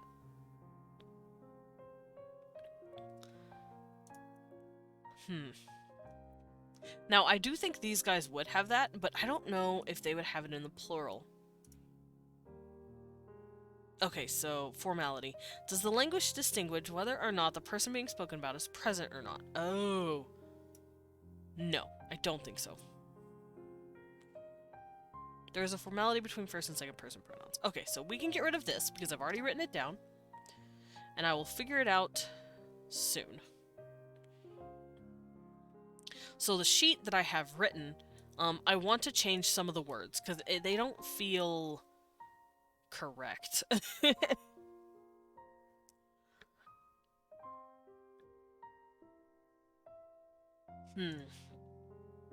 So what I originally wrote is that first person singular is prit, like this. Prit. Prit. But I don't know if I want to keep it like that.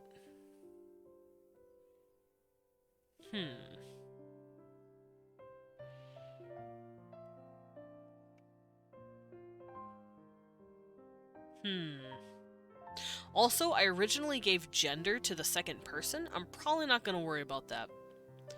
I'm just going to keep it how it is. Now, when working on your own language, and you want to do gendered pronouns, just like in Japanese, you can say watashi is normal, just everyday, formal way to talk.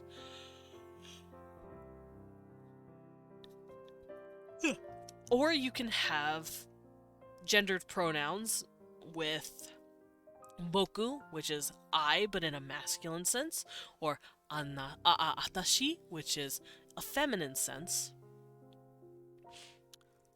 And that's one way of doing it. That's one way of gendering your pronouns for I and me. There's another way you can gender first-person pronouns, however, and this is how German does it. So, in Japanese, like I said, you can have watashi, neutral I. You can have boku, masculine I. You can have atashi, feminine I. But German does it a different way. If you're talking about, it only does it with possessives. That's because German looks at the noun, not the pronoun. So if I want to say my mother, your father, they say, let's do this better. My father. They say mein Vater. But if I want to say my mother, you say meine Mutter. So that's a different way you could actually make your pronouns be a masculine or feminine gender. It's not, you're not giving yourself a gender, such as watashi, boku, atashi. Your language follows the gender of the noun you're talking about. So mine and meine does not denote what the person speaking's gender is. It's denoting the gender of the word they're talking about. So you guys can do that. I am not going to. But that is perfectly reasonable or logical. Or you could just forego all gender whatsoever in your pronouns and just use one per thing. That's perfectly up to you. However, I do want some gender in my pronouns just because that's what they use.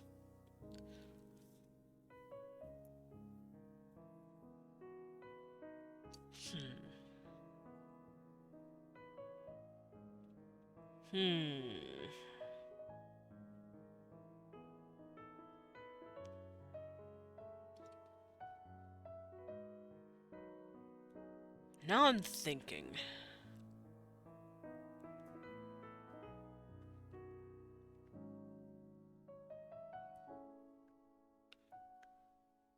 Because there is no gender for second person, but there is gender for first person to kind of show who you are.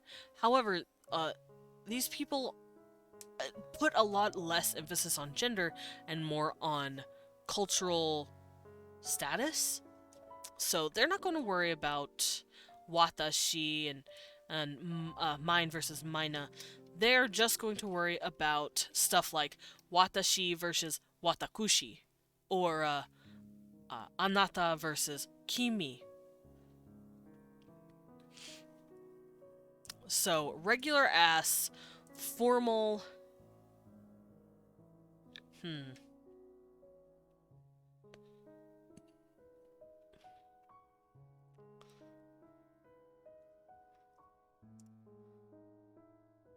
I have an idea.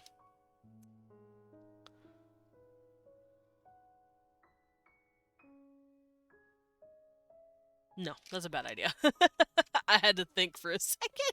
I don't know if you guys saw the wheels turning. But prit, I'm probably gonna change this. It's not that nice. So I'm gonna go up real quick and look at all my onsets.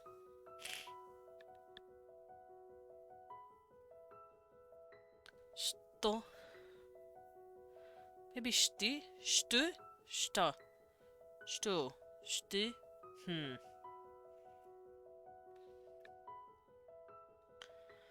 Huh. Thinking. Shtu, shtu, shtu, shtu. Maybe. I don't know. I made my cat yawn. Oh, a kibby.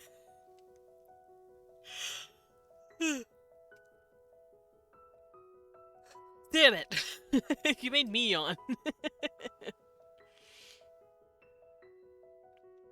Okay, but I've used pr in a lot of stuff, so let's change it up a bit.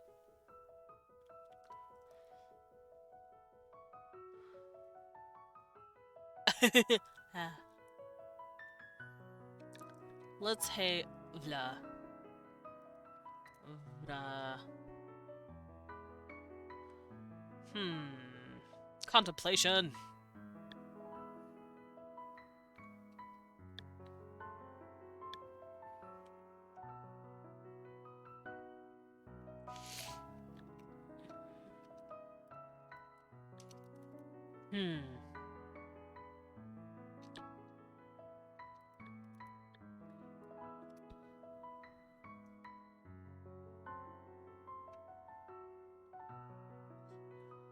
I'm thinking. Don't mind me.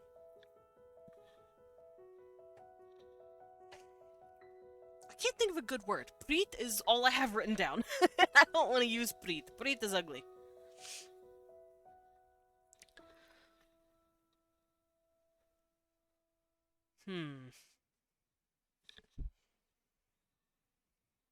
I like graf. I have this. Graf. Graf is very nice.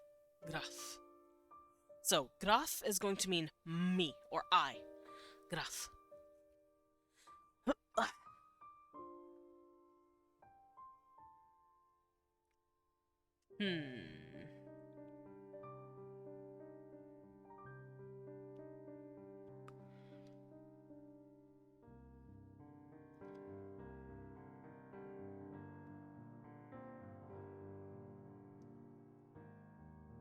Alright, so in order to say plural, grafen, we know that in order to make a noun plural, you say ven. So maybe in order to have a plural, a pronoun, you say grafen. So graf, grafen. I, we. Graf, grafen. In order to say you, I want it to be voi. Voi. Voit. Voit is nice too. So in order to have voit, voiten. Voiten is plural. Now that I'm thinking about it though, I'm probably not going to need possessives. And here's why. Possessives are only really used scoot all this in. There we go. So I have more room. So possessives are, as we know in our nouns, are covered by putting the words together with tor. It doesn't really have a case as much as it's just a word fit in an isolated situation. So my language for pronouns would probably not have a possessive case. So we can get rid of this. Pronouns follow noun casing with gender and plurality. There's a formality between first and second person pronouns. So, graf and grafen are words that we're going to see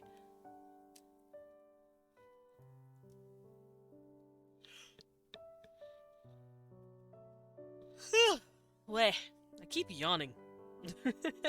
Lobo's making me yawn. Lobo, I blame you. This is your fault. I tease, of course.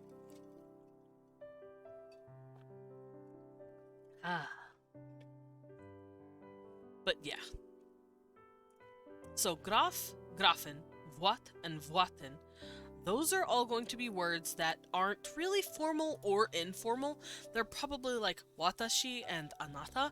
They're words that could be considered formal-ish for people that you don't really know, but people who are in the same category as you. For instance, I am going off to go buy some bread. I am in the Trakovish culture, and I am a jewelry maker. That puts me in the artisan class, and I'm a little... Now, crunches! How dare you, Sunshine? Fine, I will do my crunches. Weh. But I'm not gonna like it. Actually, I am. I like crunches. Crunches are fun.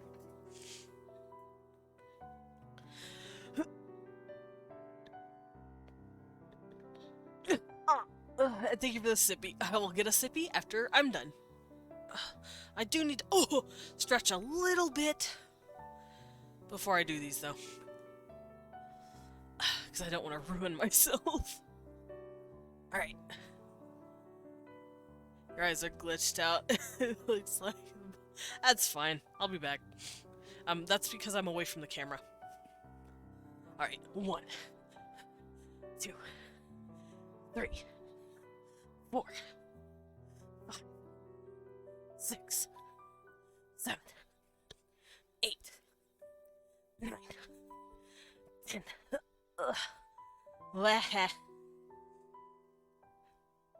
Oh, you missed.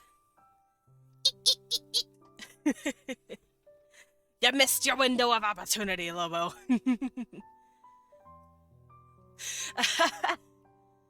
I am. I'm concentrating really hard.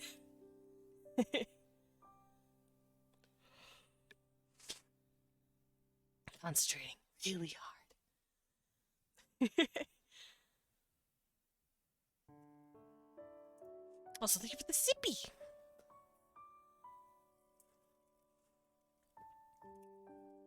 Oh, a pet!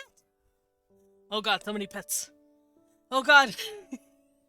I'm doing okay. I'm getting pet. Help, I'm being pet by a madman. Nah, Lobo's a good guy. Lobo, did you know you're a good bean? Did you know you're good? There's one hand.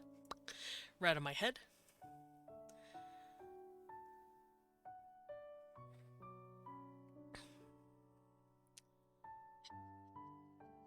There's another one. Right on my cheek. Oh, thank you. Oh.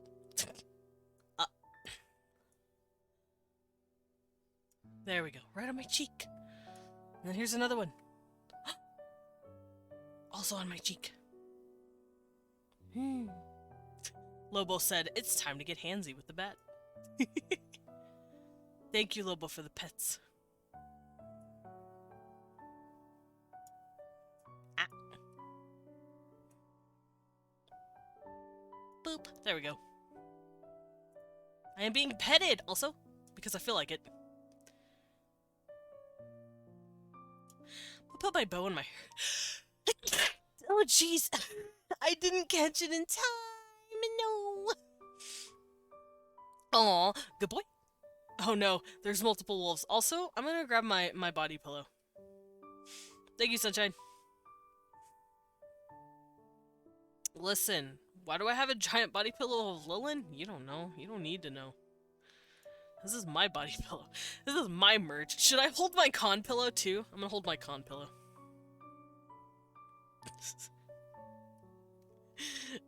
It's gonna be in my arms. I'm holding my body pillows! I love them!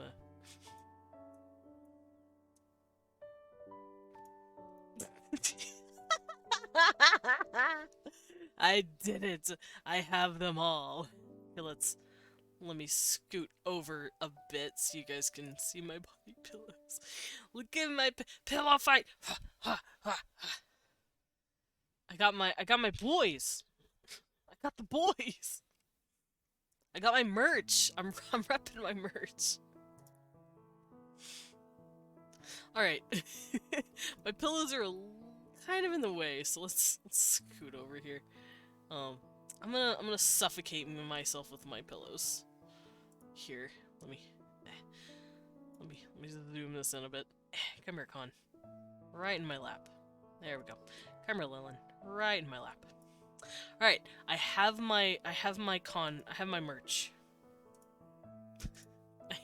my merch. Yeah, I gotta collect them all. I'm gonna be surrounded by all the homies. This looks funny. Alright. Back to the thing at hand. Here I am with my lovely pillows. Alrighty. So we figured out that singular and plural, that's all we're really going to be working with. Possessive works the same way as nouns. You're going to have a tor. A child's cat, pronoun. If I want to say my cat, I say, I say, graf noraun. Graf noraun. Graf toraun. My cat. Graf toraun. So yeah. Back to my little scenario. If I'm an artisan, going to get some bread, and I am a jewelry maker, I consider myself, I don't know, I'm a little higher than a chef or a pastry maker or a culinarian. I'm a little more fancy than that. So, because I make jewelry, I'm in with the fashions, I know what I'm doing. So, I go to these bakery, and let's say I think myself a little higher, but I'm not going to be mean about it. I just say, graf. I am being formal enough, but I'm not addressing a superior. So, graf is going to be formal. Just like wat is also going to be formal, but I'm not addressing a superior. I'm addressing a fellow artisan, someone who is also making stuff. I'm gonna sit there and tell me gourmets ain't high society. Well, I'm talking about like I'm just going to go see my bread maker. You know, I'm gonna go get a pastry. I'm an artisan with a complex.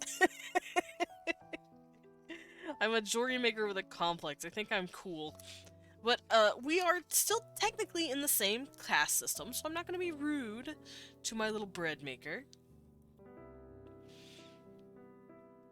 Now, I'm my little artisan self. I'm sitting here with my jewelry. I'm selling them.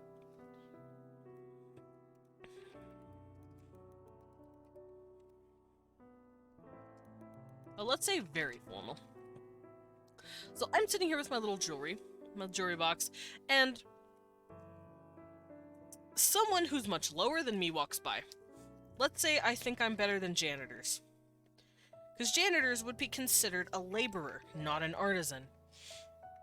They do menial labor. And like I said, this caste system is kind of fucked. They like to talk shit on people who are lower than them, and they kiss the ass of people who are higher than them. That's just how the higher-ups have built this society to be. It's fucky, but no culture is perfect, and this is my culture's flaws. So, you know, a janitor walks by, and is trying to buy a ring for his wife. Let's say he wants to buy his wife something nice. He's been holding a bunch of money. He's been saving up for months. He comes into my store, and I'm the cool high society jewelry maker, and I address him using I. He asks me who the jewelry maker is, if it's me or if I'm just the clerk, and I say, I am the one who made these pieces. I want to use a very informal way of speaking to him. So first, informal. Now, should I have a very informal, now that I'm thinking about it, where you're just like completely talking down to someone? So, I think I'll do that. So, formal is if I don't know someone and they're on the same level as me. Like I know them. They're my homie. Very informal is going to be, so one, very informal. So this is what I'm going to be saying to the janitor. I'm going to be talking to the janitor, and I'm going to be talking about myself. And I'm going to be like, yes, it is I. I am the creator. It is me.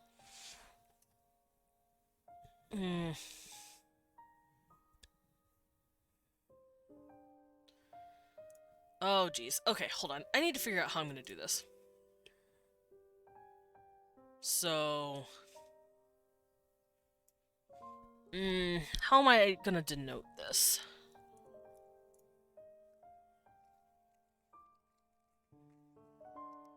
I'm trying to figure out how I'm going to, like, categorize this, because this is a little difficult. Japanese kind of does this, like I said, but, there's a different way to say I when talking about yourself, and then you.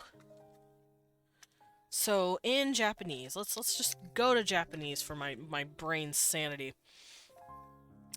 They use watashi for formal strangers.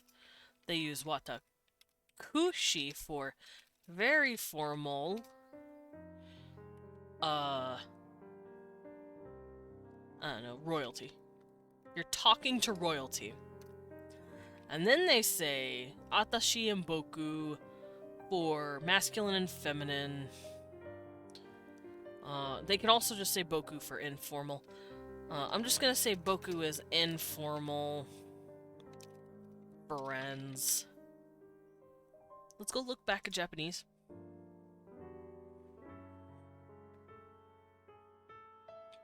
Watashi, watakushi, ware. Ware is also very formal, apparently. Used as a rude second person in Western dialects. Oh, geez. Waga is like saying R. Oh, waga de getegurao! Ore is very informal, very rude. Boku can be considered formal or informal. Washi. I'm not gonna write that.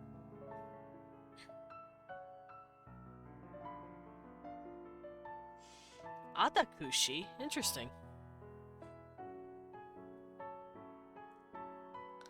Oh, have a good lurk, Lobo.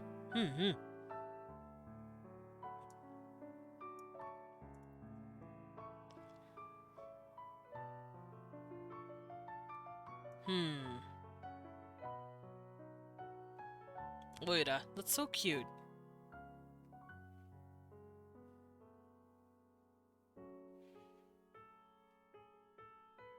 Okay, so I've gone through the Japanese stuff.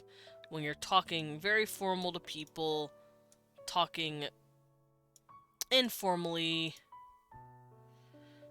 Gonna turn this off while I can make a study guide. Of course! Have a good study and have a good lurk. So for you, they can say anata, which is formal. I know nowadays it's used as like saying my dear. It's like an endearing thing that you can usually use for romantic things, actually.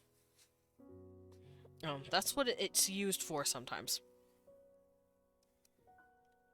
It's a very endearing anata. But nowadays, at least.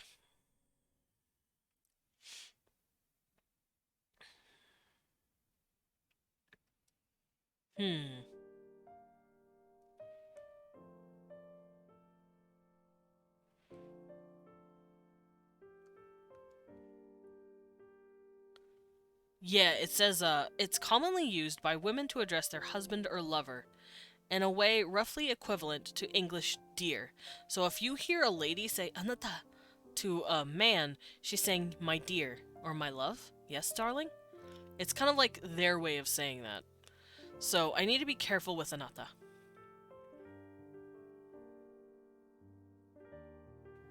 But it can also be used for just formal context. Hello, Con. How you doing? I see you peeking. Hey, I'm not holding your pillow. Hold on. Let me throw it away. uh, hey, Con. How's it going? You didn't see anything.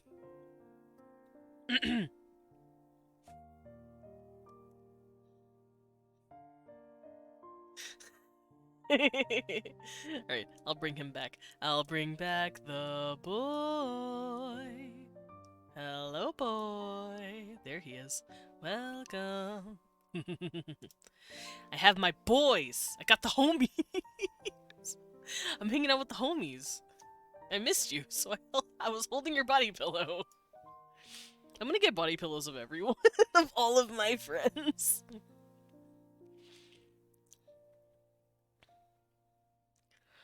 Alright, so anata is formal, but it can be considered endearing. Anta can be informal. So is kimi. Kimi is also informal, but for like people who are lower than you on like your company or like your child, like someone who's a subordinate.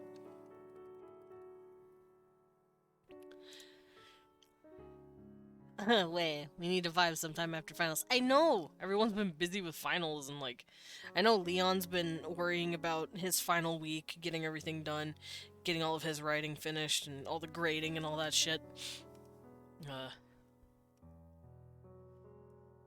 And then they have words like teme and kisama, which is like really rude. So teme. It's like a crude way to say you. And then kisama is just rude as hell. So these are going to be the ones that I'm working with in a sense. Oh goodness. Because I'm not going to be using gender for first person. I'm just going to be using formality. So we're going to have typical formality strangers. Formality with strangers.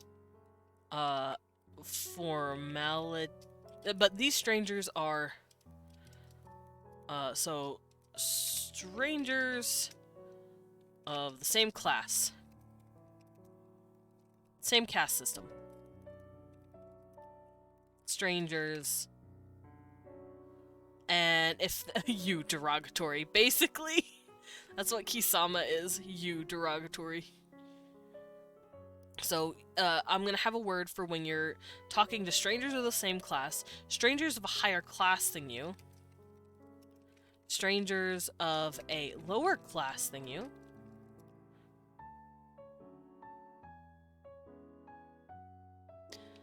and I need, oh, and then friends. Friends. Maybe even family.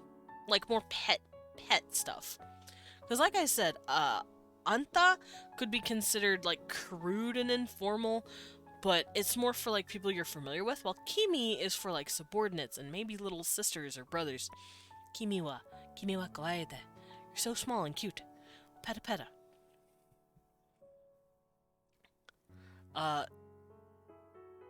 Now, they don't probably have words for higher or lower class friends and family, because they don't expect you nor want you to talk to someone who's higher or lower than you in your your group.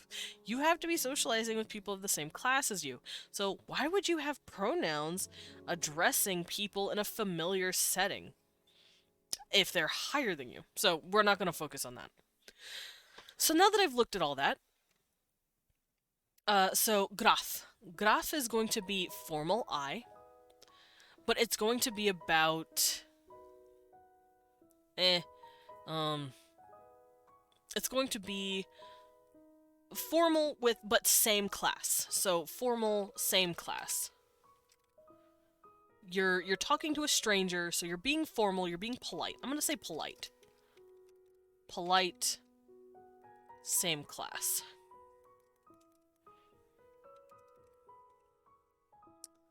And then if you're talking to someone of a higher class, you're being very formal.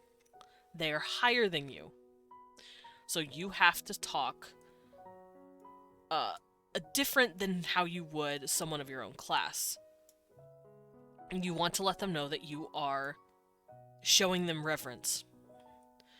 And then there's going to be informal, lower class.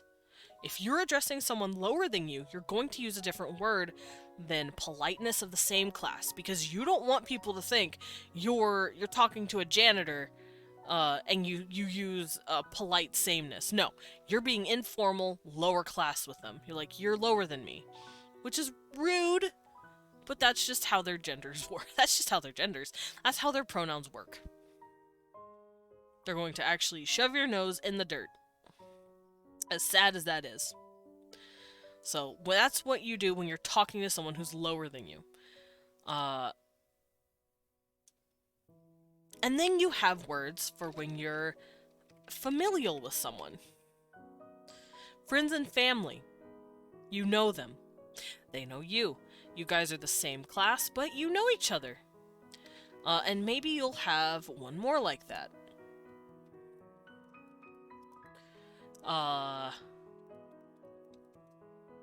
Let's say, familial...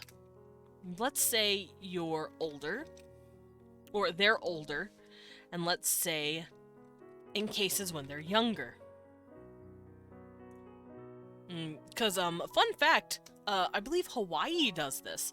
Hawaii actually gives you different words to say, depending on if you're talking about a little brother or an older brother. I believe the word is kakaina. If you're talking about your older or younger brother, they will use the word kakaina to denote that you are older, I believe.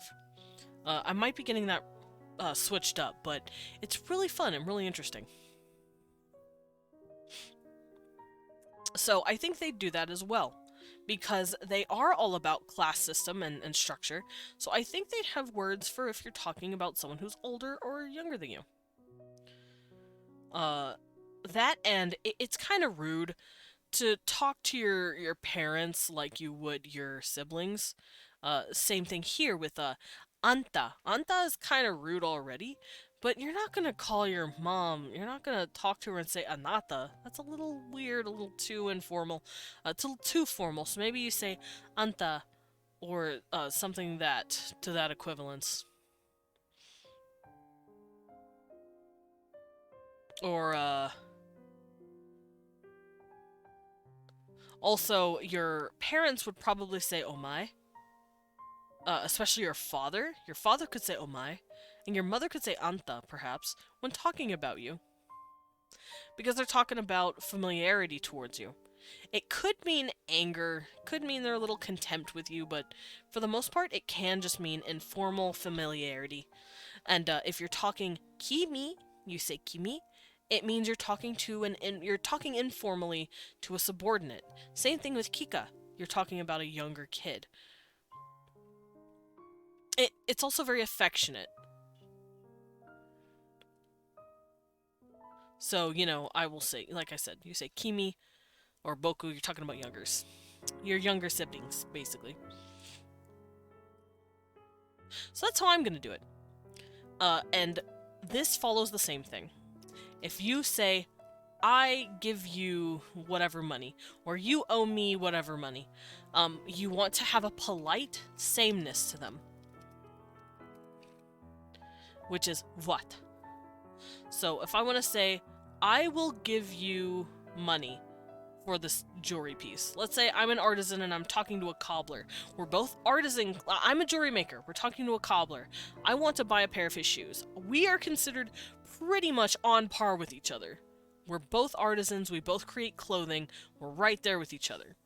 We're practically like neighbors in the social hierarchy. We're level. So I would say I give you money. I would say graf, I give you what? Money. So we are level. We are looking at each other. We are perceiving. Now, if I am talking to someone who's my superior, and I have already denoted, oh, you're higher than me, and I say my formal polite word, which we'll come up with that in a minute. So let's see. Watashi is formal to strangers, so graf is formal to strangers. We can build off of graf, I believe, because watashi and watakushi are pretty close, so we could do the same thing here. Graf could be something else.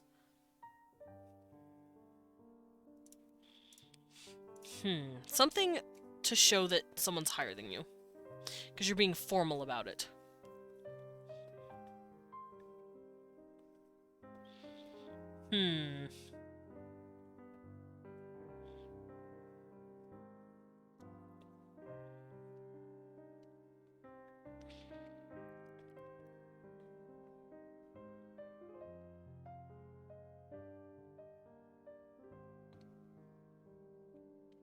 How about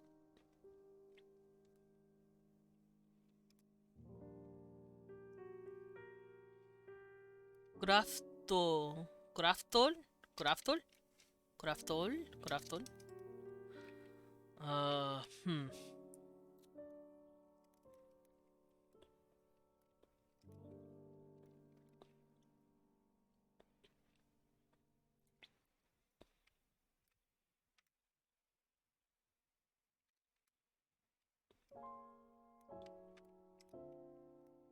I like Griador. Griador sounds very pretty. Graf, Griador.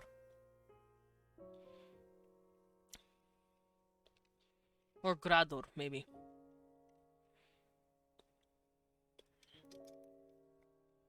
Griavo? Griavor?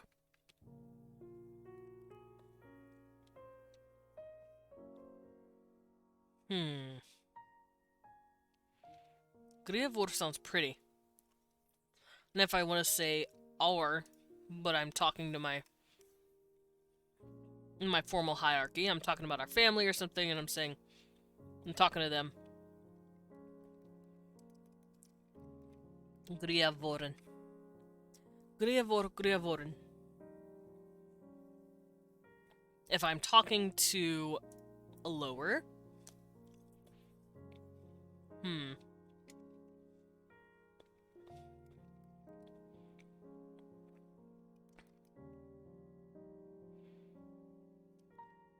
Oh.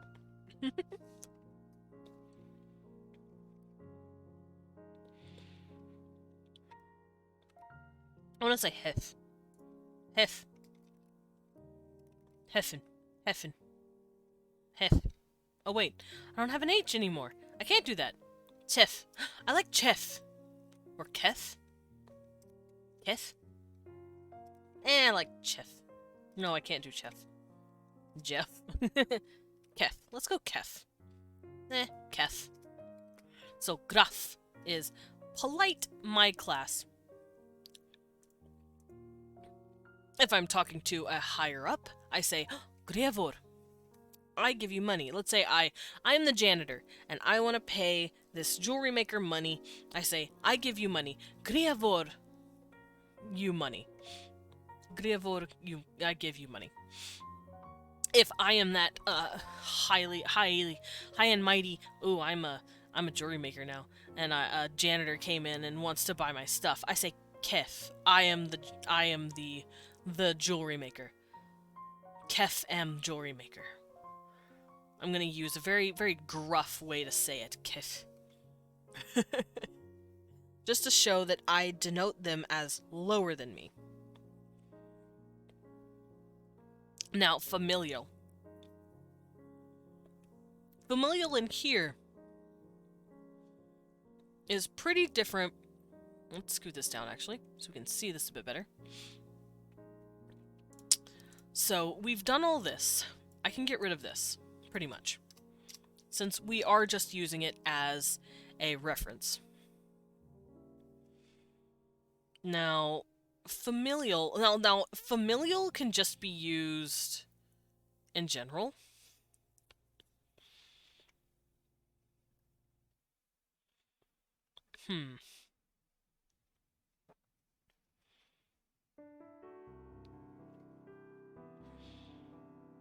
I'm just thinking real quick. So, I'm thinking, when talking to parents, and you're younger, and you want to talk to people who are older than you, you use the familial, singular. I'm saying I, but I'm saying that you are older than me, so I'm being polite. So it's like a familial polite. So let's say polite familial.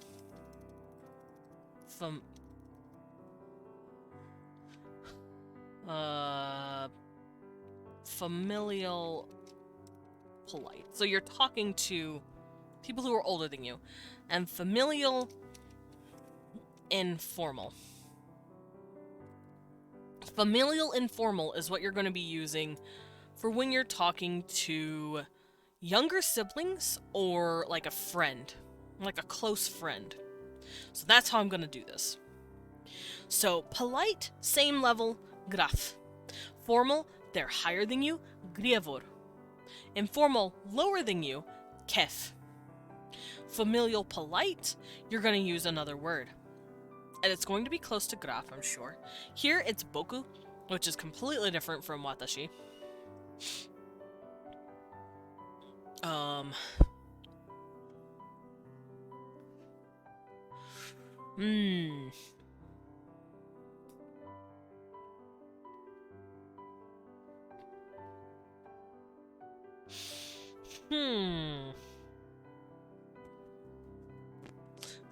Thinky.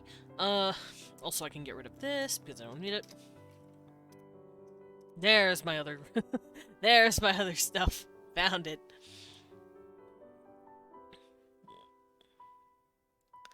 So pronouns follow noun casing up to gender and plurality. There's a formality between first and second person pronouns. Okay, so... Pronouns loosely follow noun casing. Yeah, it works. Okay, what kind of word would I use for familial but polite? We are doing graf, grevor, and kef, but I do have prit as a word, so maybe I'll do prit.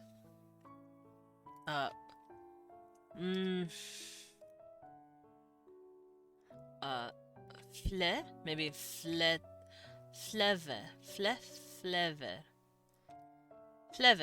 flever, perhaps? To try and talk up polite. And if I want to talk to people who are my friends, I just say pret. So, flover, maybe flover or fliver? Fliver? Fliver. Flover. That looks dumb. Fliover.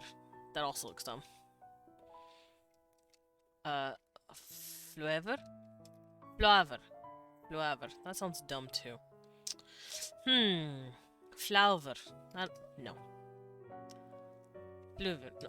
Fluver? Fluver. No. Contemplation! Flover. Flover sounds okay.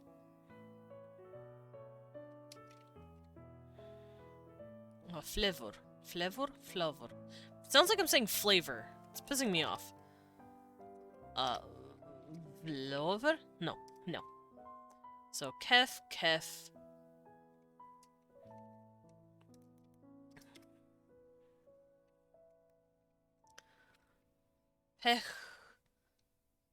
Pecho.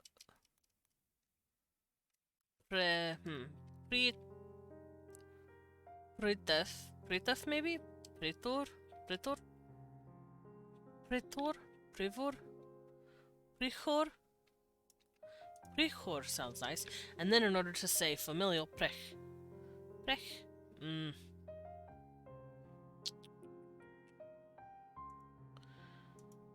Bleh. I don't know. I like pre. Pre. Pre. So, familial. Familial informal. Pre. Familial informal. Pre. For. Prefor. Because it's close to griafor. Prefor. Pret. So graf, griavor, kef, prefor, pret. I think that works. And it's close to like kind of like how anata is formal, but anta is informal. Prefor became pret. So pritor maybe. Pritor? Pritor. And it becomes pret. Because you're saying it softer. Pritor, pret. And then of course you have pritoren. It's nothing that changes. And then preten. And you will do the same here. So, to polite, same class, you say vuat. I'll give you vuat, money. And to formal,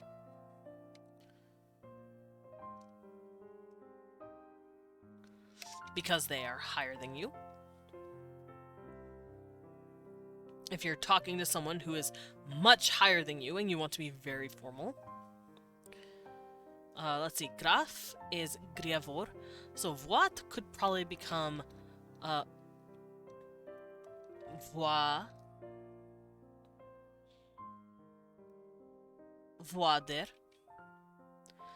Voader. And then voaderen. Voaderen. Voader. Voat. Voader. You're making it sound a little cleaner. Maybe it could even be vat. Vat. Nah, that's dumb. Voat. I had that first. So, and then you're speaking informal because they're lower than you. I am the jewelry maker and I'm giving the janitor back his money because let's say I got offended because he called my beautiful sapphire trinket aquamarine or some shit. I don't know. I get pissed off because I think I'm high and mighty. So I call them by you, but I use a lower informal way to say it. Kind of like in here where you say teme. It's crude and it's informal. Or anta. It's crude and informal. And it can come off as curt, but it's just how you talk to people who are on the lower class spectrum than you. So if graf turns to kef, voat probably becomes fel. Fel.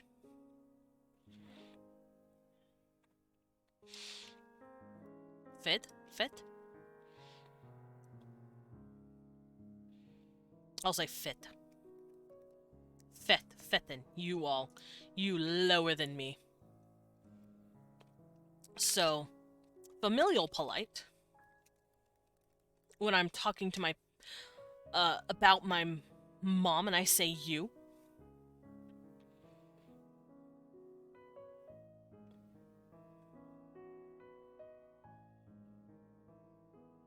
Okay, so if I'm talking to my parents about myself and I'm trying to be polite and I want to say, hey, Mom, hi, I would like this, I would say pritor because I'm talking up to my mother and I'm trying to be polite about it.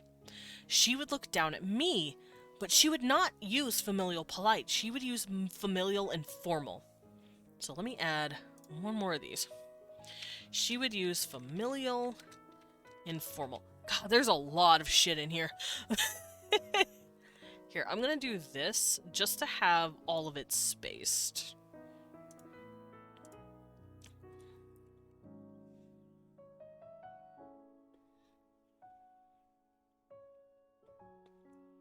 I can also get rid of this.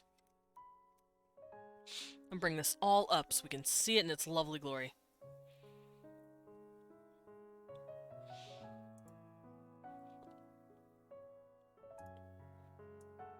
I'm also going to do this. Masculine. Feminine. Neutral, or neuter. And animate. Okay. So I have all of that written down. So, I'm talking to my homie. I say graf for me, grafen for we.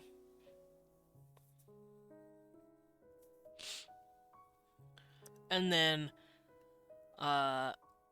gravor for I'm talking to someone higher than me, I'm trying to be formal.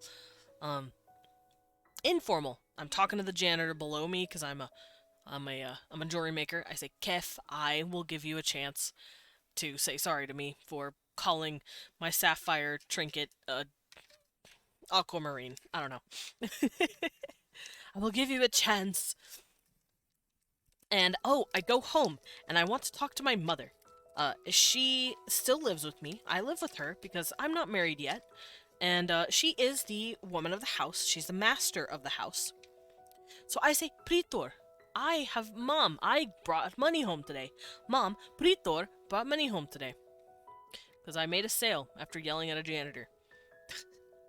And everyone in turn will be talking to me saying, you. I'm talking to the cobbler. I say, I want these new shoes. He says, okay, you give me money. He says, vuat, you give me money. And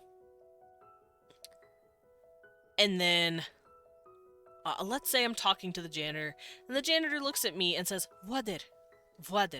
He's trying to appeal to me, because he sees that he's being formal, and he's talking because I'm higher up than him. But I talk down to him because I'm an asshole, and I say, Fet, you have no taste. Fet, have no taste.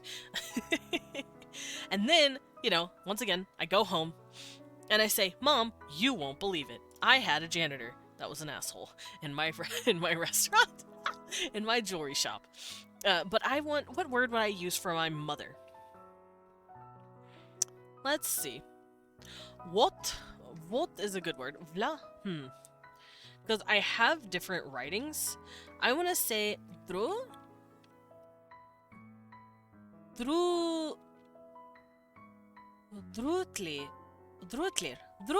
mother, Drutler, or Dutler. Duter sounds really pretty. It sounds like I'm saying daughter, but it's still pretty. Duter, mother. You aren't gonna know this. You're not gonna believe this. Duter aren't gonna believe this. And if she looks at me and says, you're an idiot, a sale is a sale, she's gonna say, probably Dot. Dot, you're an idiot. Dot is an idiot. So that's going to be the way it goes.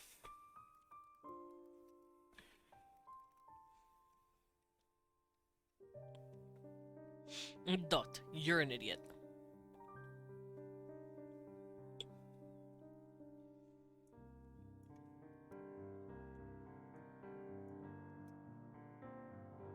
And finally, we have masculine, feminine, neutral, and inanimate.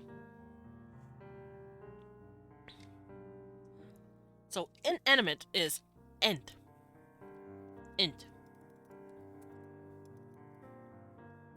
Wait, that doesn't work.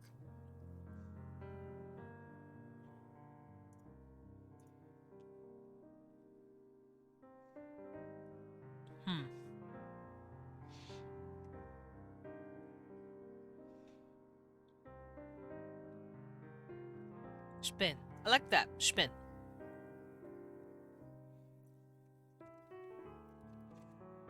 Spin.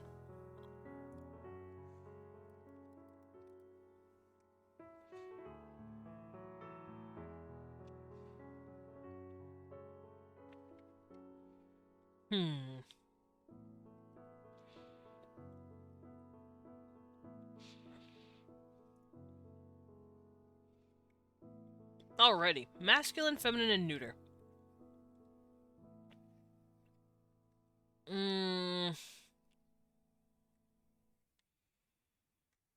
Do I want them to follow the noun casing to the letter? Like have fa at the end, tu at the end, and then nothing. I say no, because that doesn't sound fun. I want to add a bit more flavor.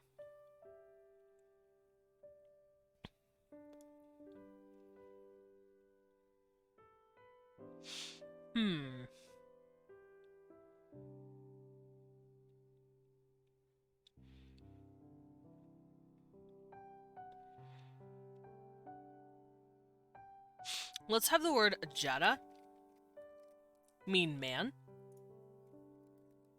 And jadaten, or jadaven, maybe. Jadaven is how you say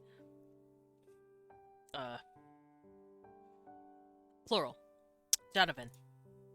So he versus they, but it's primarily in men, or all men. Or maybe they should just have neuter they for all of it. I'm feeling neuter they for all of it. So let's get rid of this. So jada for male.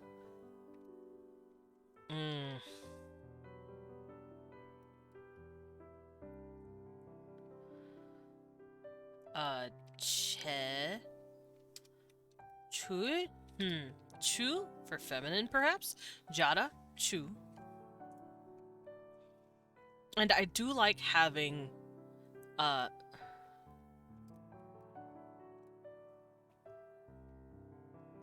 dru. Dru as neutral. So druven is going to be for all of it. Druven for all of the theys. For the plural theys specifically. So we did it. We got all of our pronouns done.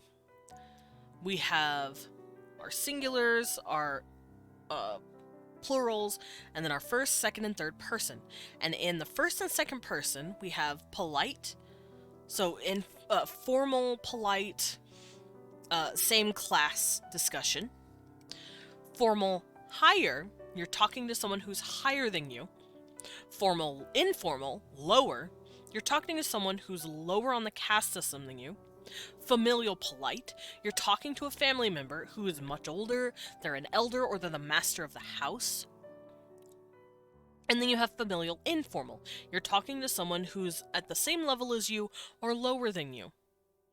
Like a little sibling or like a best friend. Someone who might not be in your family, but someone you're familiar with. Which is what familial means. Doesn't necessarily mean family. So, familial polite, I'm talking to my mom, she's the one who runs the house. If I'm talking to a best friend or my brother, I use familial informal. If I'm talking to my best friend and my little brother, I say doten, you both, you all. Doten, you two. I think that'd be fun. And then masculine, jada. Feminine, chu. And neuter, dru. Dru. And inanimate, spen. Spen. So for all of those, plural is just neutral they. Driven. I think that works pretty well.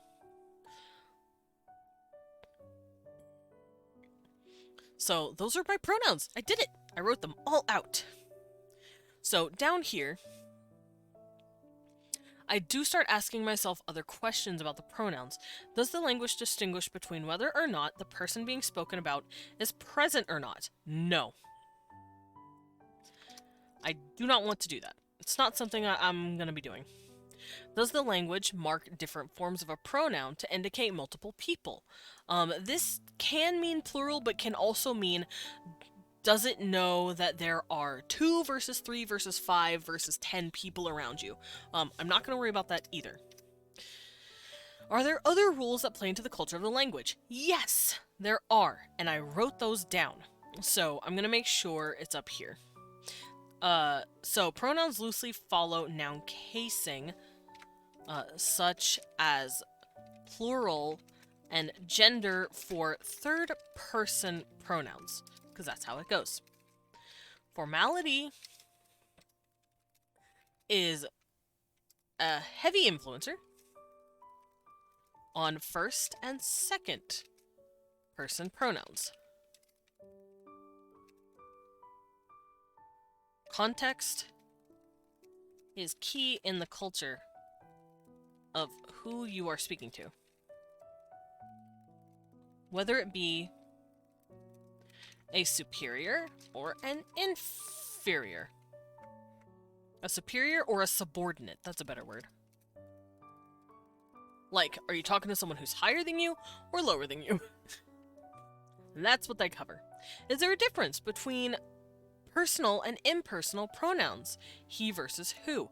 Let me look up impersonal pronouns real quick. I got stuck. Because like I said, personal pronouns are not the same as impersonal.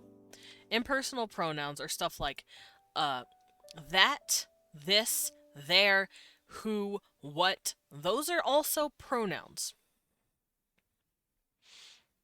One can also be an impersonal pronoun. I can say, oh, one is always tired after working all day. That's technically an impersonal pronoun. But we don't need that. Not that one, at least.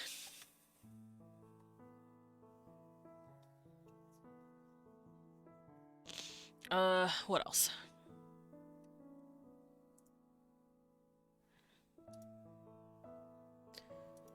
I gotta fix my glasses. So... we'll worry about all that in a bit. Yeah, what nouns do impersonal pronouns follow? So we're gonna get rid of this, and we're gonna start working on this part. Oh, right. Who doesn't have to necessarily mean who as in... Who, oh, I returned to Desmond holding body pillows. Yes, you do, Himiko. I like my body pillows. So, you can use the word who as a question or as an indicator. So, who did this? You can say, the man who did this. Those can be considered two different words.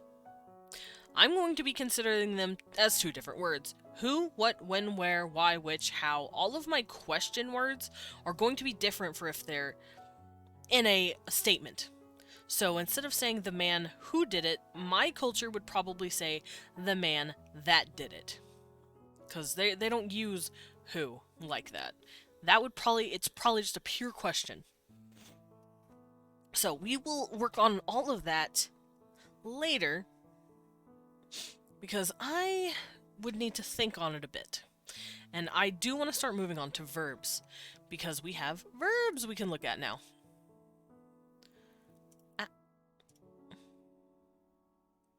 You are not verbs.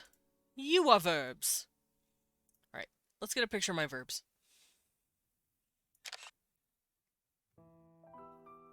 There we go. Now what is this? Oh, these are their marks on their faces. That's right. We can get into that later. That was fun, too. Alrighty. Boop. Alrighty, let's look at our verbs. Ho ho! So I'll worry about you guys later.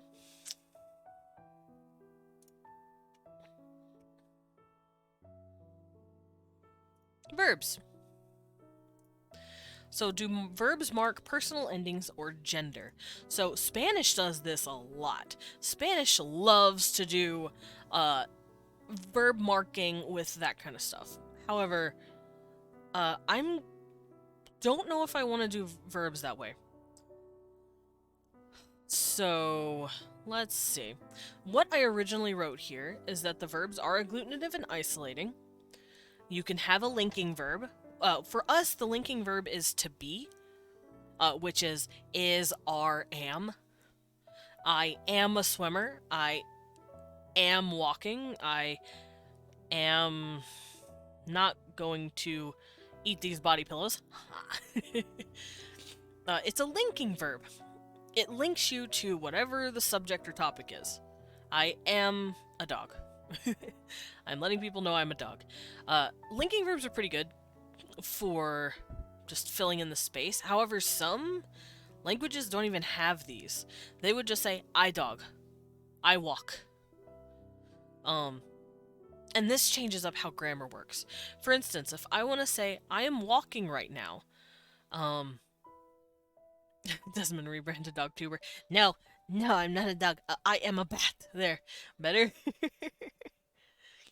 Wah. So, a linking verb can be removed, and I don't know if I would want to do that. I'm thinking maybe. Thinking I might actually do that. Because I'm rebranding to a horse. No, we won! You're not allowed to peel horns. I said so. I'd cry.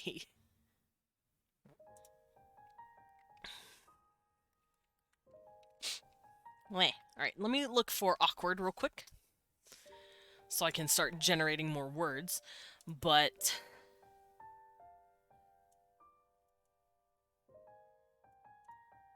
yeah, should I remove linking verbs?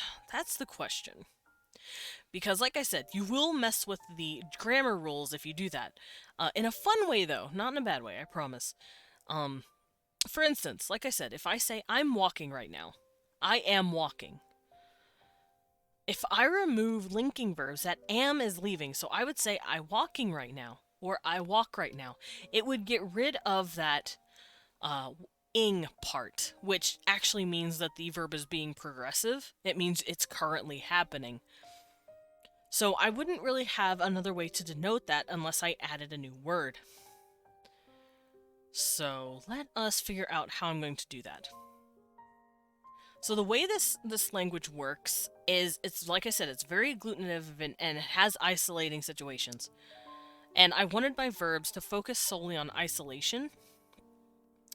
So unlike Spanish, which is very much fusional, as you can see, hablo, the O changes to as, changes to a.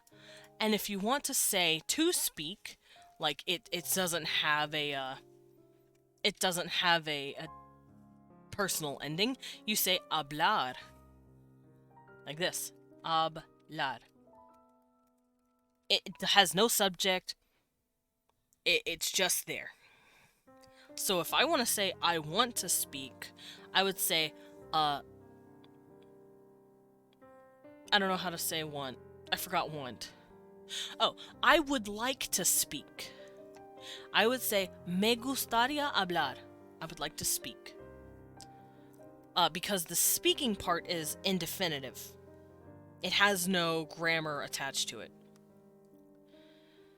And I'm thinking all of theirs has no grammar attached to it anyway. However, I do want it to fuck around with the pronouns. Now, Japanese does not do that. Let's look at some Japanese verb tensing.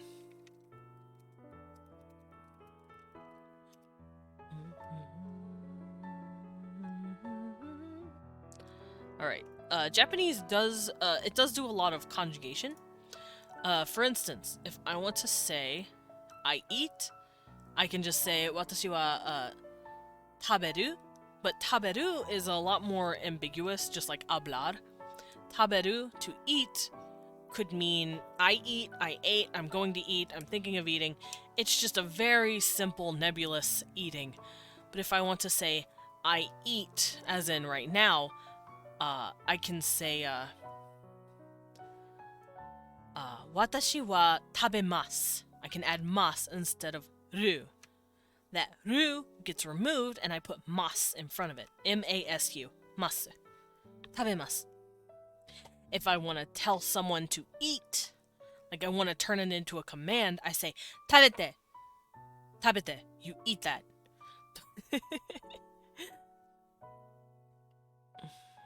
So I could think of different stuff like that, but their language doesn't fuck around with gender. It's all just casing. Not casing, tensing, rather.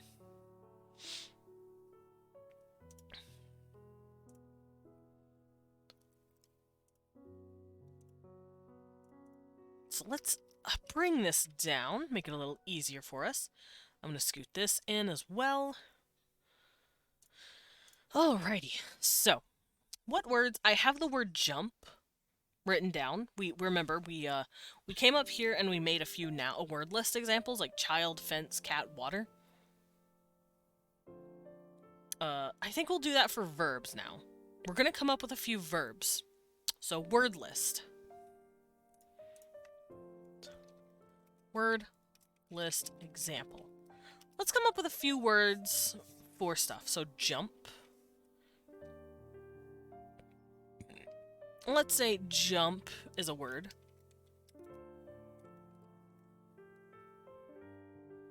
And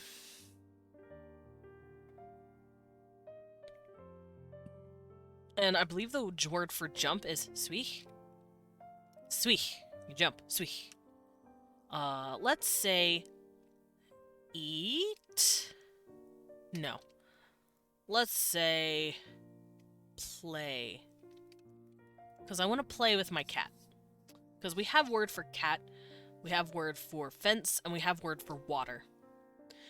So if I want to say I jump over the fence, we'll say swich. I play with my cat, we'll have another word for that. Let's say it's klaf. Klaf. Klaf. Or klach. Klaf. Klaf is gentle.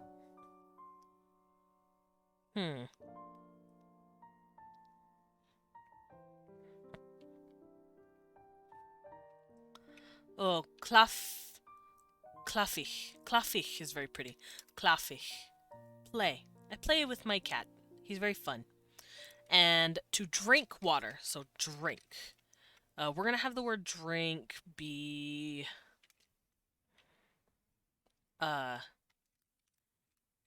Dietrich. Dietrich. Dietrich. Or maybe, Tetrich. Tetrich. Tatrich? Tatrich. So I'm taking down water. Tatrich. So here you can see ich is probably going to be my indefinite infinitive version of my verbs. So it's my nebulous infinitive, basically. It's not under any personal endings. It's not being affected by gender. So it's not being affected by pronouns. That's all it is. Swich, klafich, tatrich. I think tratich sounds better. Tratich. Tratich. And I think maybe the word, like the glugging noise, could be tra tra tra tra tra tra. So that's a fun little onomatopoeia we could work with later. But we're not going to worry about that for now. So swich, klafich, tratich. These are going to be our three words that we mess around with.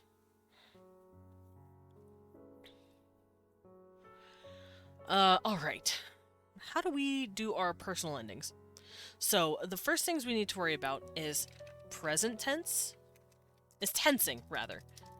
Tensing.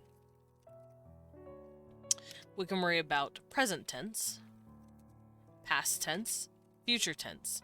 This is like I eat, I ate, I will eat.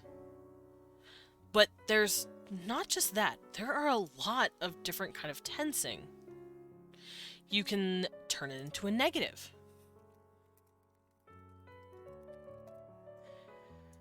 You can, like I said, you can turn it progressive.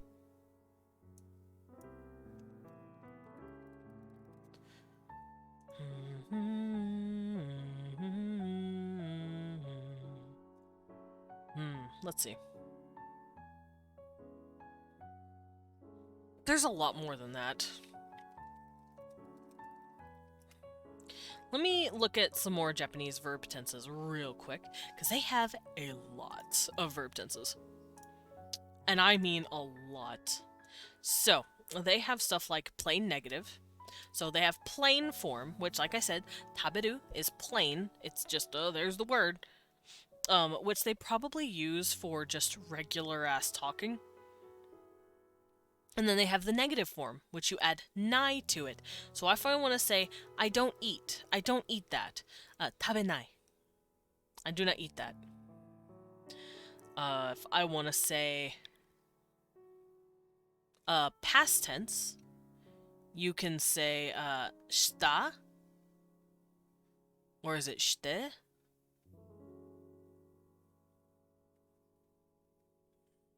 I know there's a past version. And I believe it is shta. Like, tabemashita. So, tabemasu, you're being a little more formal. And if you want to say you're eating something, or you ate already, you say tabemashita. I ate. Tabemashita. Instead of masu, it's, oh, right, wait. There's more than just that. You can have plain, and then you can have formal, which is masu, masen, which is the negative, and then mashite, which is past, and then masen deshita, which is past negative. Okay, so we can have... Oh, geez. So past, present, and future are going to be their own thing together. Negation is going to be its own thing, and possibly progressive. Just depends on what we're doing.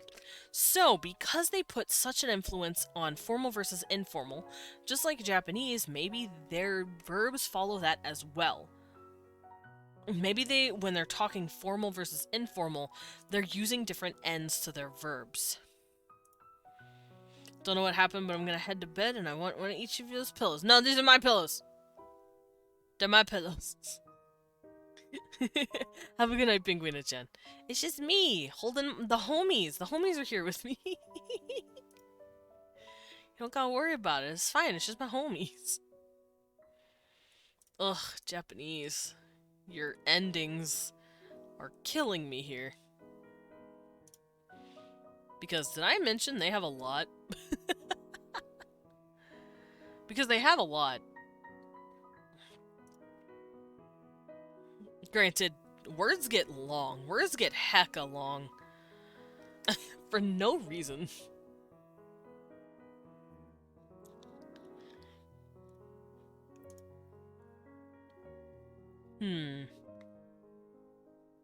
Alright, so we'll worry about the past tense and present. Yeah, past, present, and future for now. So these are our indefinite, hanging out, nebulous words. And if I want to talk to a friend, let's say I use these forms. So these are going to be plain words. Just like in Japanese, I'm going to have them be plain words. I'm also going to be looking a bit at German, as well as a bit of Latin, just for some more context. So for German, let's see. I actually have not learned how to make my stuff past tense yet. As funny as that sounds, I've mostly been working on vocabulary and learning the grammar rules. I don't know past and future tense. Whoops, I should probably look that up, huh? Let's look up German verb tense. What does that look like? Ooh. Because I can say stuff like, I play piano. Let's say I say that. I say, or I have a piano. I have a piano. Ich habe Klavier. I have piano.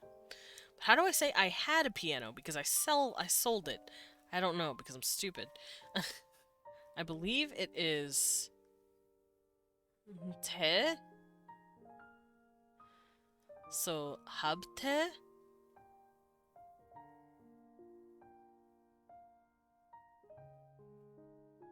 I had a piano? oh no, I know a better word. Learn. Let's say I learned piano. I learned piano. Ich lerne Klavier. Ich lerne Klavier. I learned piano. If I want to say I learned piano, I think I have to say lernte. Ich lernte Klavier. But other than that, I don't know. Oh, wait a minute. German does pretty much the exact same thing English does. They said, I learn, I have learnt, I learned, and I will learn. So pretty much the same thing as English. So, have learned. What does have learned mean? Present perfect.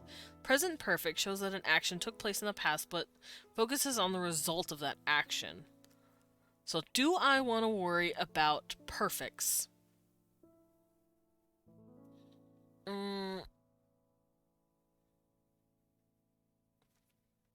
Because there is present tense, past tense, future tense, present perfect tense, past perfect tense, future perfect tense.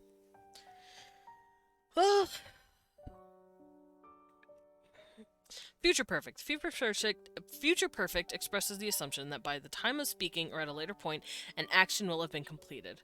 Right. So perfect has to do with completed actions. Simple, like simple present, simple past, and simple future, has to do with stuff that is happening or will happen. But present perfect, past perfect, and future perfect has to do with stuff that you plan on completing, whether you have completed it, will have completed it, or will complete it eventually. Progressive, on the other hand, is whether or not you are currently doing it. And all of these have to do with narration for the most part. So progressive, present progressive is saying, I am walking. Simple past tense progressive would be, I was walking. And future progressive is, I will be walking. So we could work with that. We could figure all that out. So let's write all this shit down. So we have present, past, future, negative, progressive versus simple, perfect, progressive. So if I want to say, in the past, I was not, in the past, I did not eat vegetables. It was perfect. I completed that task because I am now eating meat. Let's say I'm just eating meat now. I'm a carnivore. And I want to say I was not eating meat back then. I can say literally past negation progressive. I meat progressive eating meat. It was in the past, was eating, negation, was not eating. So that's pretty easy. I know English has a bunch of fucking tenses too that we need to worry about. So let's go look at English tenses. Because those are all the German tenses that I've really found. Let's look at all the English tenses. Hey, get out of here. I don't want your cookies. English also has simple present, past, and future. Where, oh, I read, or I read last night. I will read tomorrow. Present progressive, which is I am reading, I was reading, I will be reading. Present perfect, you have I have read that. Perfect is, oh, I had read it. I did read it back then. Or I will read that. I will have read that in a year. Let's say that. Future perfect. I will have read that by then. And if I want to, oh god, we have perfect progressive? I have been reading. Oh, okay. I've been reading that since I was 4. This book is really long. Past perfect, continuous, you say, I had been reading that. I had been reading that before my brother was born, or something. And then future perfect progressive.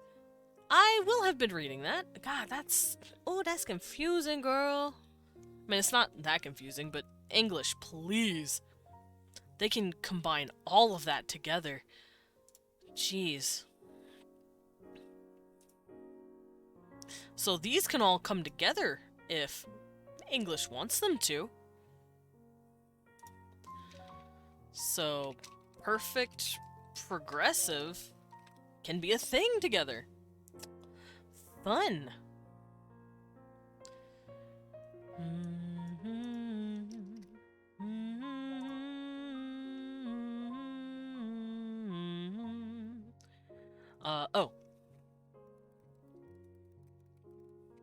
I also know Japanese does this fun little thing where they say, I want something or I want to do something. Those are completely different kinds of words. Because wanting to do something and wanting something, oh, command. So, command tone. You do that, or you will do that. You're going to take a commanding tone in the force. So, imperfect. What is imperfect? I can't remember. Non-past, plain form, short form, dictionary form. Oh, imperfect is the nebulous plain form, basically. We're not going to worry about that.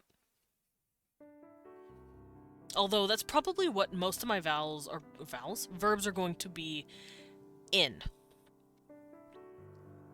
Like swich, klafich, tratich. These are imperfect. Oh, I accidentally closed it. These are going to be considered imperfect words. They're just there. You don't do anything to them. If you want to say, I go shopping every weekend, or I play with my cat every weekend, you say klavich. Done. Klavich. Klavich sounds better. But maybe that's just because I like the word clavier. I like the word for piano. It's a pretty word.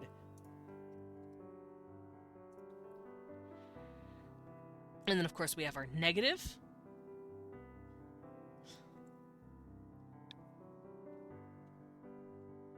What else? I think I want to say stuff like would, could, and should. Because we say stuff like I would go, I should go, I could go. So, woulda, coulda, shoulda. Those are going to be my 3 words that I focus on. And they're going to be something close to negation, where it's like you're influencing this plain form. Or I want to.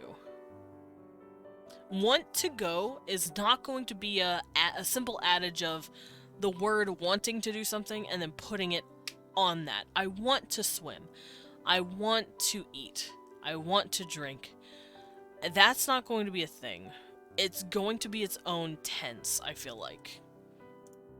So if I want to say, I want a cookie, the word want or desire a cookie, that word is not going to be the same word you see in I want to play. I feel like they'll be 2 different words. I think that sounds pretty pog. Pretty good.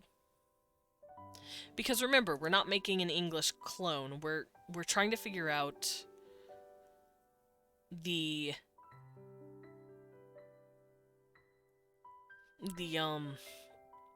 grammar for this specific language. We're not just here to copy English. That'd be boring.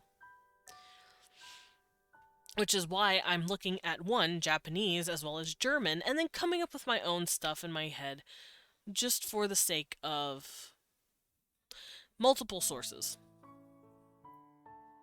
Which, if you don't do it, it is fun to study other languages. Alrighty, so swimming, summoning. Oh, jeez. They have the word for summon.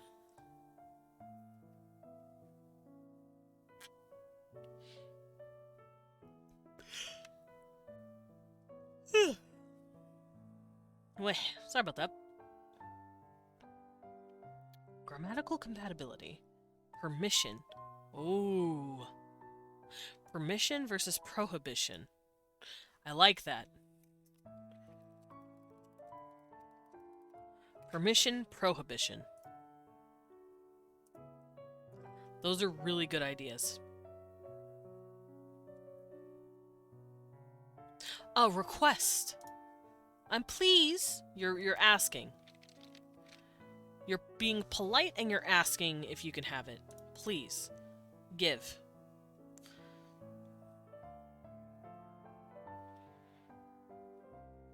I know in Japanese they use sai to mean that you're pleading for something. Kudasai. Ripito kudasai. Repeat that, please.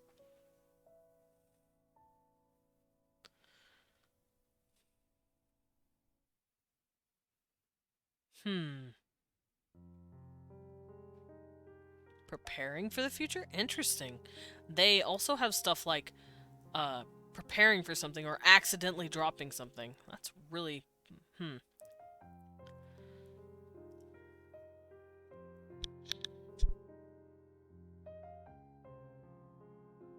Wah. I sneezed. I'm glad I caught it though.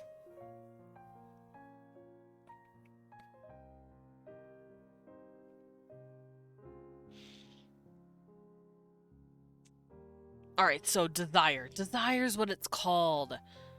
Want to would be desire.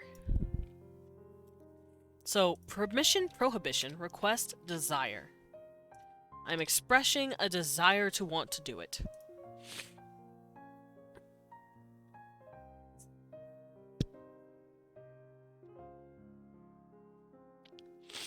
Easy to do versus difficult to do.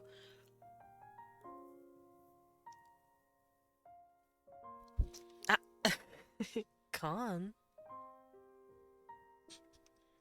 Welcome home, master. Did you finish your stuff?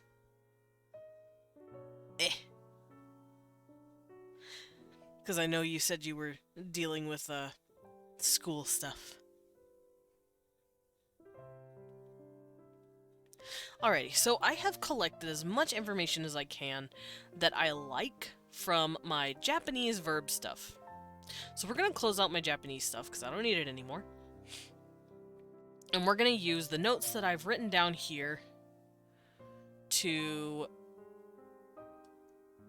basically create our own tenses. 1 essay defeated, 2 finals to go. Okay, ganbatte! You got this. I believe in you, friend. Con, look at me. Look at me. I believe in you. I believe in you. You've got this. Ah. Alrighty.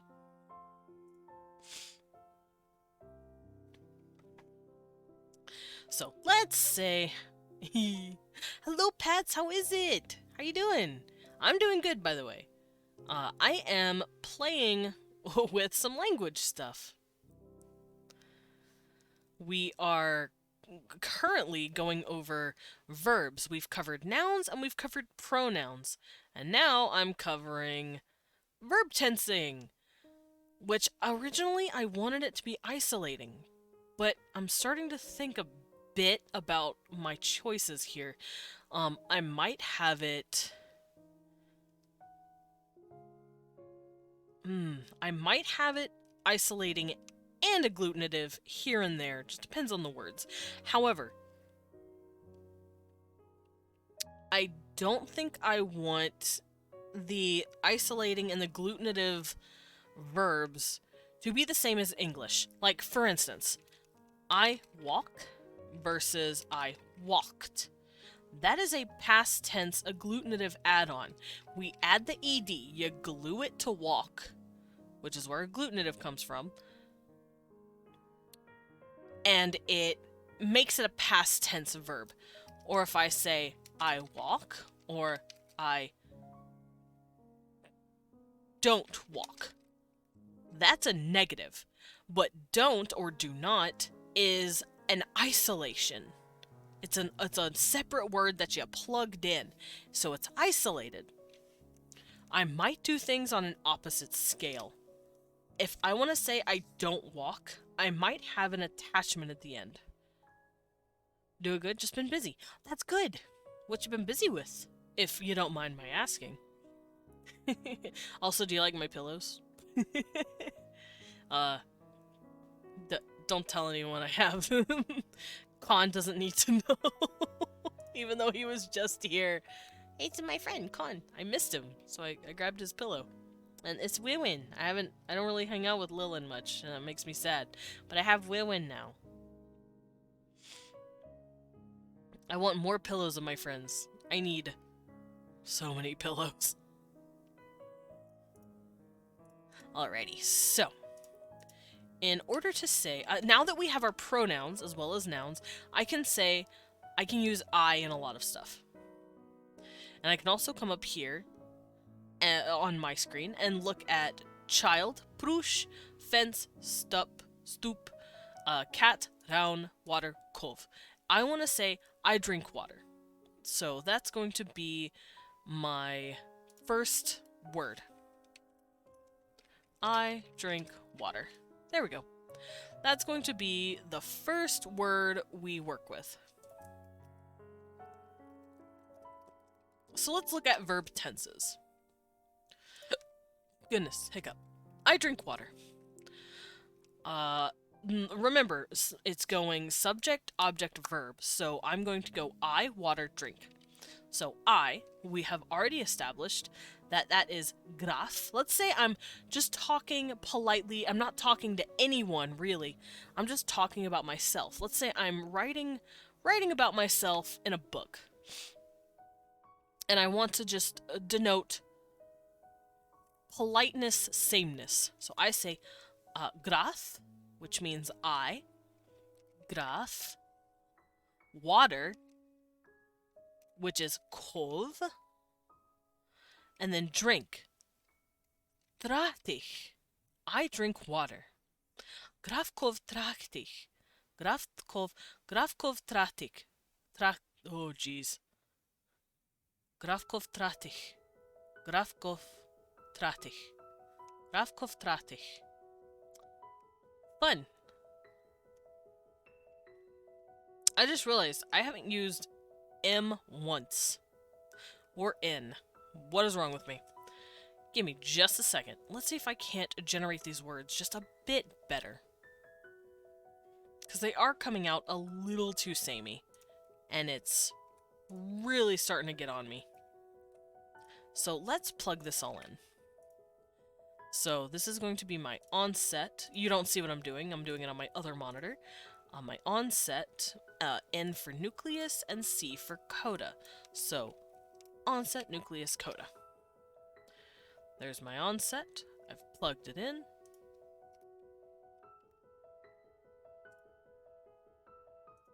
Let's just do this to help my algorithm, quote unquote.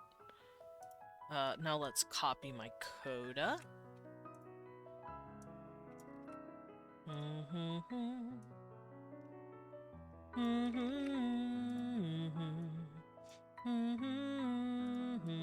Okay, now let's run this in. So krior, klut, vluem, vit, blut. Blut is a very pretty word. Bluch, I could use the word bluch. Poam is nice. Glich is nice. Vosh is pretty. I like vosh. Vosh, pretty word. Maybe hich at the end could just be Now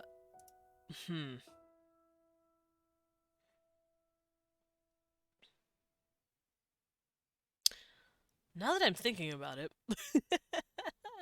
do I want he at the end, or do I want it to be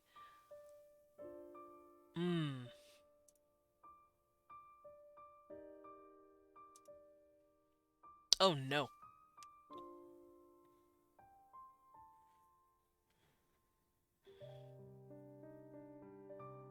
Okay, I have an idea. Remember when I said grievor? I'm thinking grievosh. Grievosh is pretty. So grievoshem for me. I might go gramen, because I don't have enough M's and it's bothering me. Kef can stay how it is. So pritosh, pritoshen, and pret. Pret can stay how it is as well. Vua, vuan, vuam, or vuat. Vuat's fine. Vuadesh, vuadosh, vuadesh. Vuadesh is nice. I'm changing the R's to SH. And dutish. Dutir. I like dutir. That just sounds nice. I'm gonna keep that.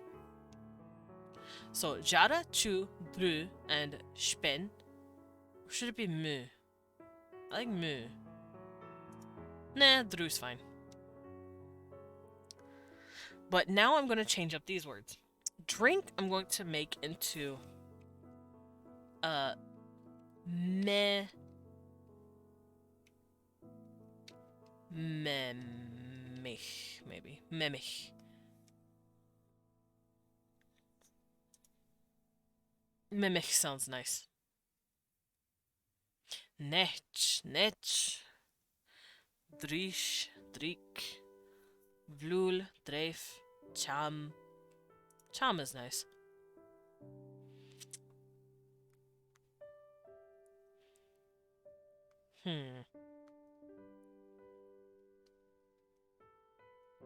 So now that I'm here, and I want to change this, tatich, tatich sounds better. Tatich. So instead of memich, tatich. Or tatish. Swish or swish. Klavich, tatish.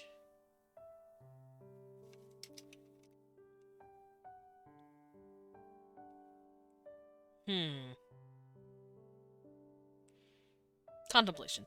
Gramkov tatish. Gramkov tatish. Gramkov tatish. That's a lot easier. That's a lot easier to run through my mouth. So swish, klavish, tatish. So ish is going to be the end of my grammar. So I drink water. Gramkov tatish. I drink water. Let's see. I want to say I drank water. Let's denote what this is. Infinitive. Boop.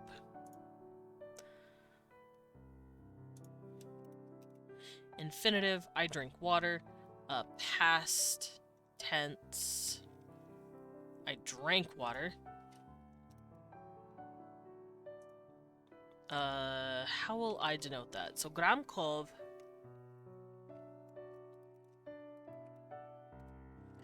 Tatish. And then remember, it's isolating. So this ish is not going to change. It's just going to be added to.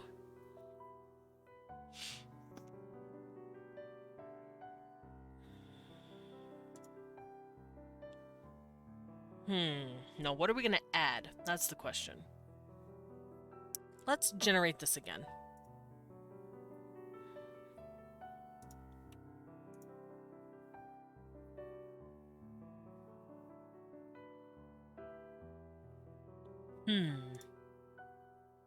I have an idea. I'm gonna make 2-syllable words. Repruek. That sounds pretty. Lepruek. Raflul. Oh geez, some of these are a little wonky.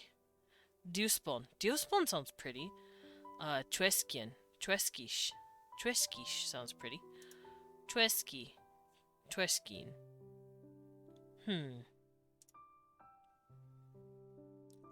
Daset. Daset is pretty. Bresil. Bresil. That's a little difficult to say though.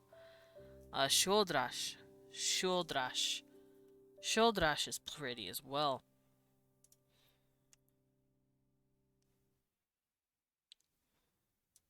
Maybe clavash.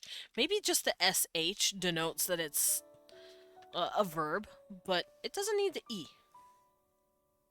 Clavash sounds pretty. And so does drovash. Dispauch. Dispauch. Some of these words are really cute.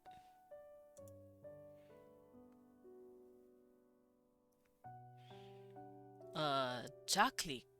Jaklik. Jakli. I like Jakli. So I might use Jakli for something. Jakli. It's a good word. Kashar. Kashar is pretty. Kashar. I'm just writing down words that I see that are nice. Naujao. Naujach. Naujach. Naujach. Naujach. Naujach. That's kind of ugly. Naujao. Naujach. That's better. Dria kresh. Ooh. Dria kresh. Cribby. Or Dria kesh. I think kesh would sound a little better. Vatwer. Vatwer. So let's say Dria kesh and Vatwer. So I gathered a few more words just to play with. Just a few to hang out with me.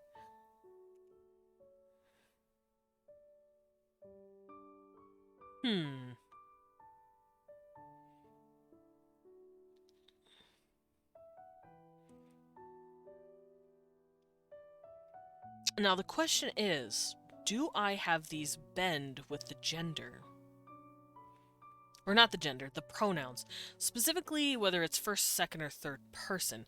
Because, as you see down here, hablar, hablo, I speak, hablas, you speak, habla, they speak. Spanish does do that. So, would this language benefit from having that? I know English also used to do this. English kinda does it now, just not as prominently as Spanish does, or Latin.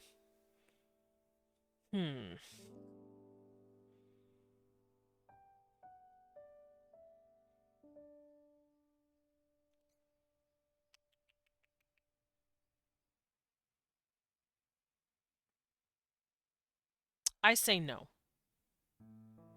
I'm not going to make it to where it's dependent on gender. Gender in the gender in the sentence is probably going to lend itself more towards adjectives and nothing more. Because if I want to say the cat, you know, or the female cat specifically, I'll say round two, female cat. If I want to say the blue female cat, I'll use a word for blue. Let's say the word for blue is kashar, because kashar is very pretty. Let's say I want to say the blue female cat. I say round tu kashar tu. You know, just to add that fun little attachment.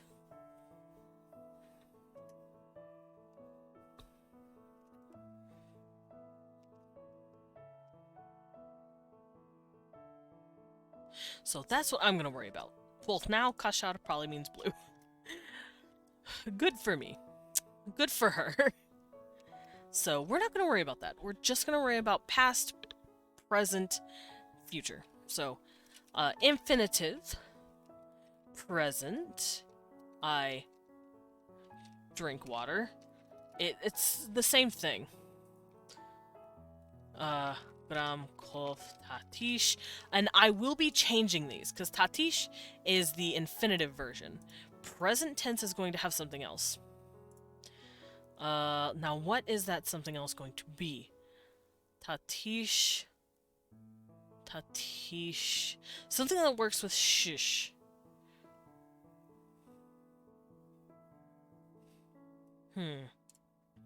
Let's go look. Tatish pech.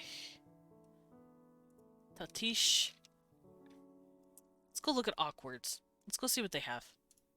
Let's generate it one more time. I'm going to get rid of my second syllable. I'm going to just keep it the way it is. And we're going to find some words to click to this. Chosh sounds pretty. Klel. Klel sounds silly. Buv. Buv is pretty. Frosh is pretty.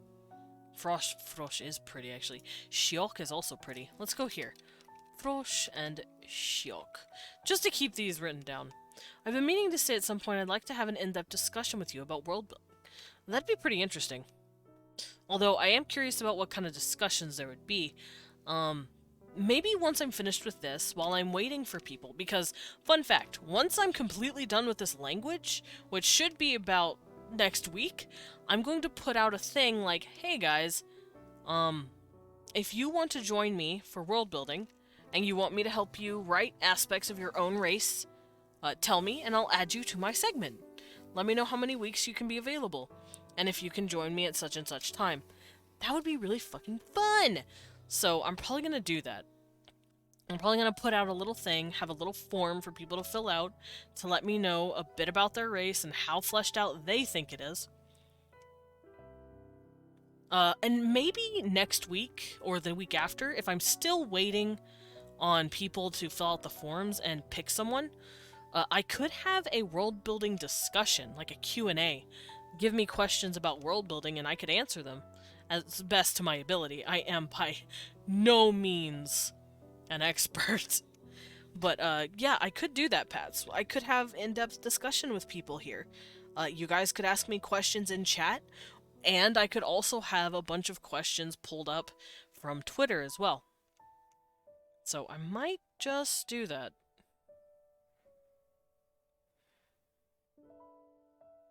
Because I think that would work.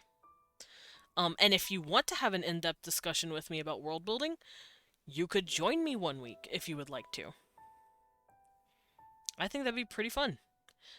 We could discuss over your race and discuss aspects of world building that you would like to see or, you know, get done. What kind of discussion would you be thinking about, though? I am curious about that. I'm going to copy this, though, while I'm thinking about it. So, past, present, future.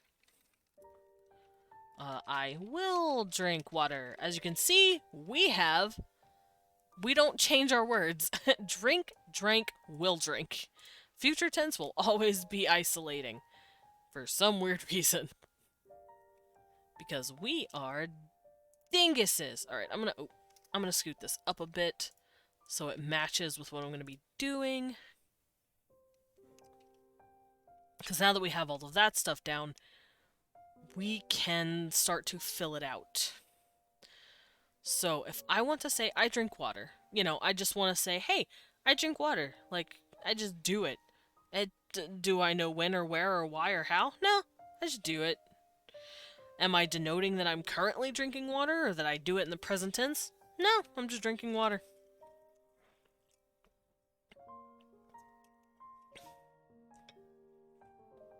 Or if someone asks, hey, who drinks water? I can say, I drink water. It's just a very nebulous thing. So, Gramkov Tatish, I drink water. If I want to say, in the present, I drink water. I'm drinking water now, in the present. I'm not currently doing it, but I do it now. And I want to be kind of formal about it. Maybe they add a little extra word in there. Or maybe like in Japanese where they say, well, actually no, their word for drink is nomu, I believe. Not taberu, taberu is eat. But if they say nomu, they can say nomimasu. Nomu is like, I drink water. Nomu is, I drink water presently. In the present tense, I'm tensifying it. Nomimasu. So maybe we'll do something like that. So, tatish versus, maybe, tatish.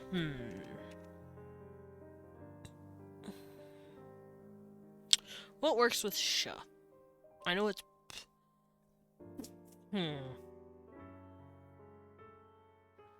because they go from nomu to nomi, and taberu from tabemasu. They, like, swap shit out. And my language is not really fusual, so I'm not going to be doing that. Prom is lovely.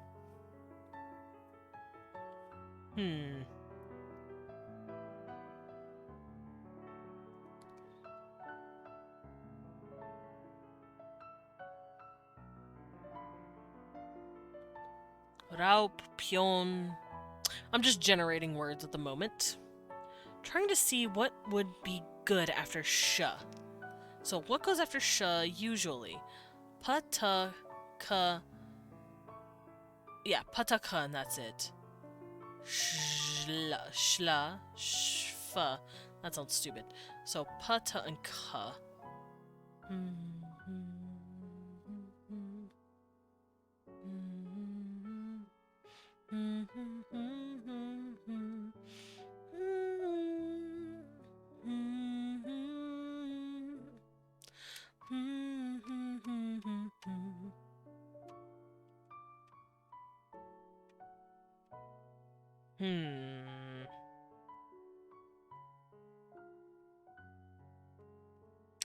Pruas is also a pretty good word.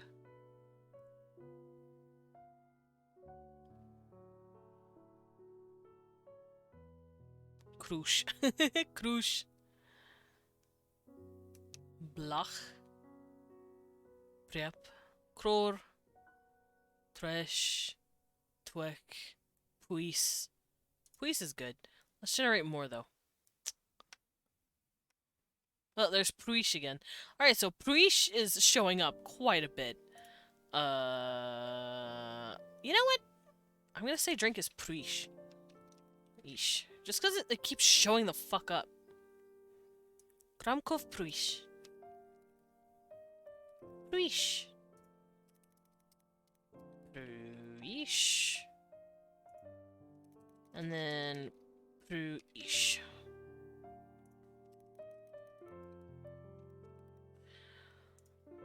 Now the question is, do I get rid of this ish? Let's go look at the Germans real quick again. Just to keep up with what I'm doing. To learn is lernen. Lernen. Or actually, no, that's not how I do it.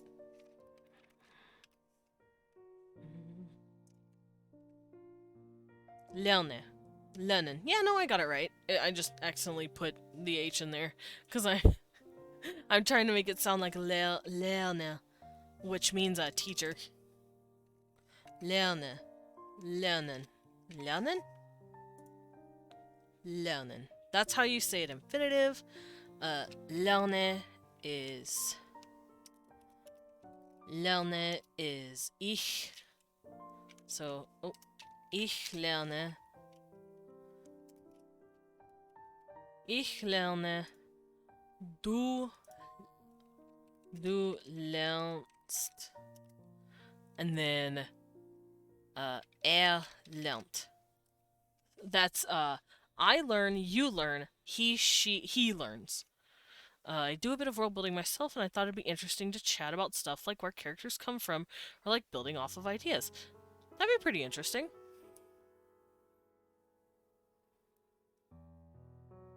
Because when I do world building, I like to focus on culture creation, as well as language creation, fashion history.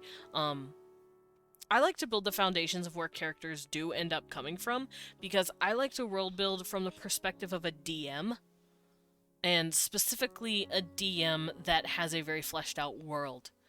And I let the players create their characters based on cultures and races and languages that I've already created. So where do the characters come from for me? It's my players. Because at the end of the day, all of this world building hootenanny that I've been doing for the past 3 months, none of it really matters if the characters suck. So in a narrative sense, if you have good characters and a weaker backstory, it's fine. People will love the characters. The characters can carry a good story, but a brilliant masterpiece of a story will die with bad characters. That's just how it goes.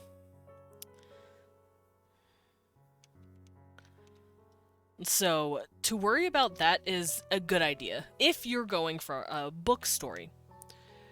But if you have all of these cultures and languages and everything already founded, just a bit, it doesn't have to be as crazy as I've done it, just a bit, you'll be able to figure out, let's see, a couple of maps. Like, 1 or 2 countries, 3 countries, maybe. Nothing crazy. You don't have to go big. You can go just 2 countries just chilling, and then create conflict through them. Or maybe you have one land, like 3 cultures sitting in there, and maybe one has been wiped out. How's the world gonna react? Let's say you've put down in your world building that this culture that just got fucking cleaned out because a monster came through, or like they got wiped out by a bad army of the dead. They were like the world's gold import, and now the world is like running out of gold.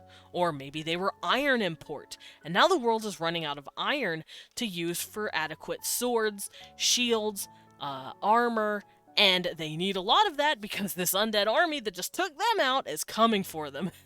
It would build a conflict like that.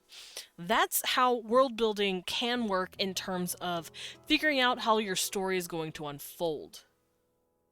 You don't have to do it, like I said, as crazy as I do, because I like to work on almost every aspect, because I want every aspect there just in case my players crash into it.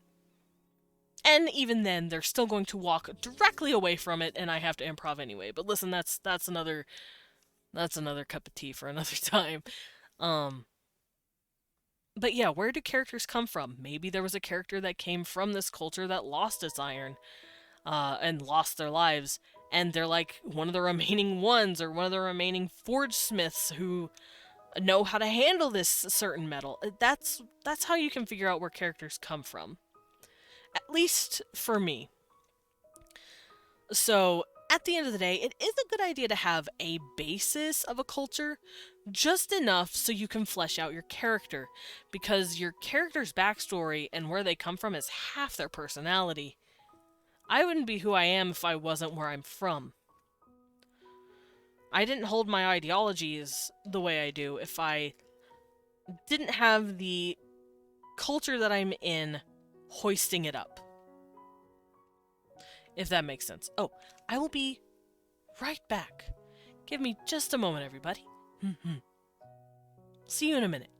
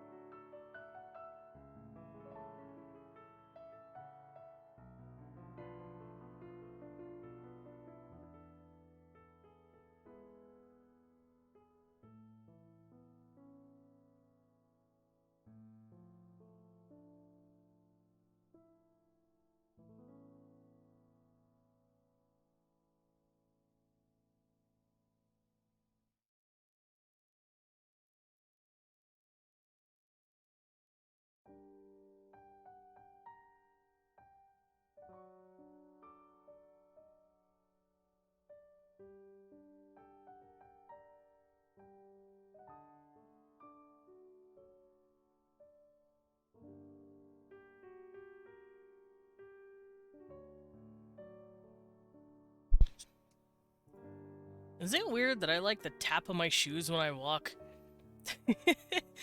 Also, let's hop back over here.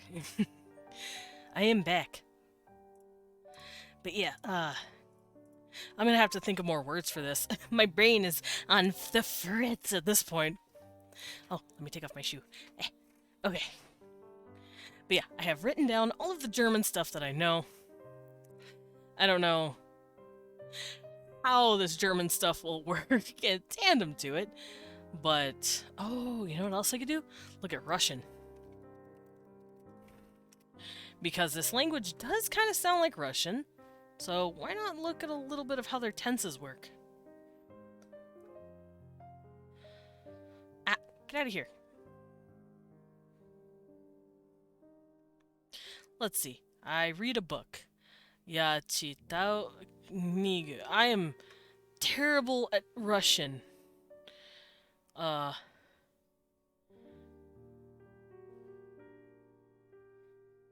not, you know what? I lied. I'm not looking at Russian. Russian hurts my brain. So I have learned, so present tense, this is all present tense here. Lerne. Lernen is infinitive. Ich lerne. Du lernst and lernt. This is all present. So in order to make it past tense, how would I do that? Lernte. Ich lernte. Lernte.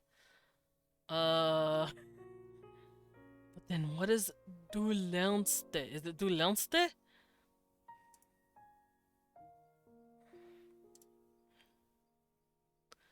Does it tell me? Ich lernte. Du lernstest. Oh. Lernte, lerntest. Lerntest. Lerntest. So, ich lerne, du lernst, lernt. Ich lernte, du lerntest, which is I learned, you learned, he learned. Lernte. It's the same as I. Lernte. Interesting. Maybe that could actually work on some level. Maybe I will only have 2 denotions of... I have water on my chest. My shirt's wet. I washed my hands, now my shirt's wet. But yeah, maybe I'll do something similar. So, now that I have a fresh mind and a fresh perspective, I'm thinking... We'll worry about the past stuff too. No, that's right, I don't want to do that. Shit! Okay.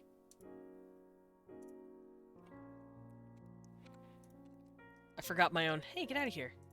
No. Off. There we go. I forgot my own rule I was setting. So, present, past... Let's go look at... future.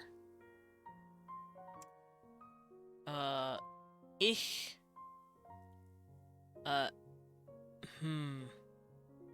It's using a different word, so it's confusing me. Oh, werde lernen. That's what it is. I just figured since we both enjoy creating characters and stories and stuff, it'd just be nice to chat about it and compare notes, so to speak. Fair.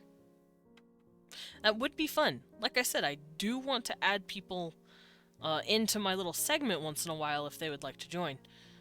That form will be coming out, though. I have to worry about that. Okay, so I forgot German does the same thing we do. We say will learn. They say werde lernen. Werde lernen. And then werde will follow the stuff.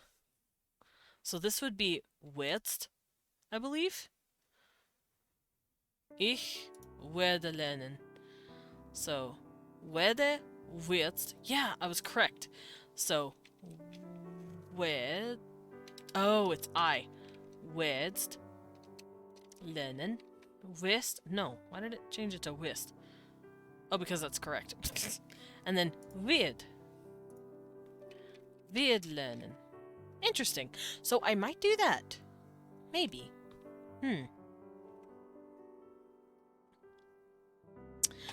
Okay, I have a better idea of how I'm going to do this. So, these are going to stay the same-ish, I believe.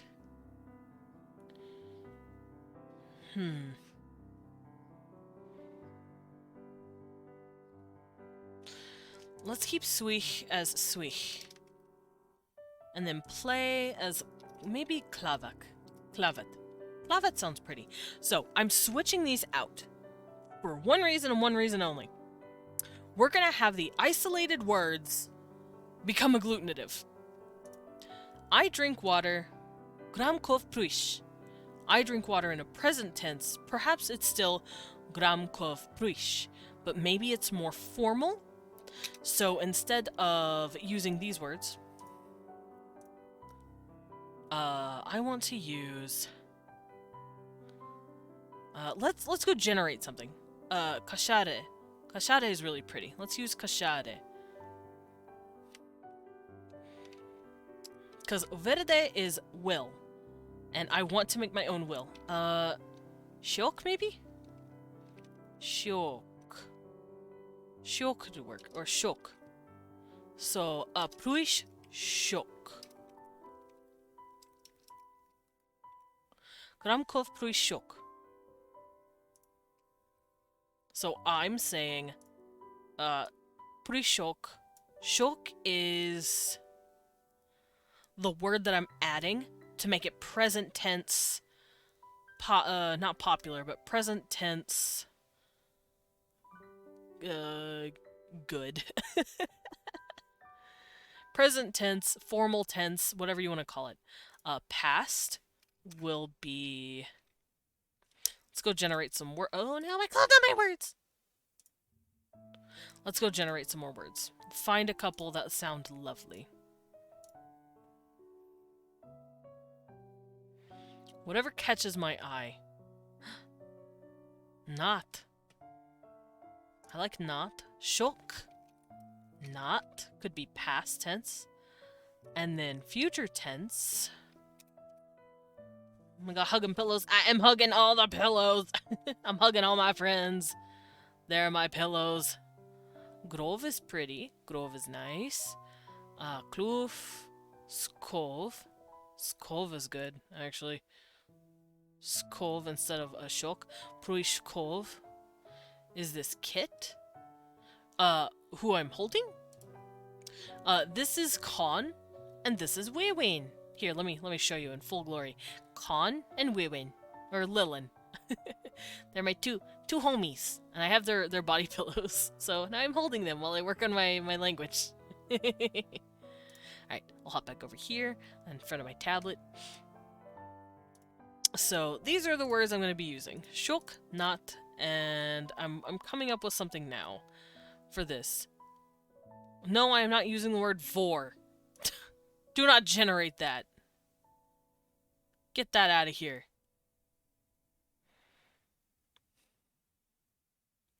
Vrioch is cool. Vriog.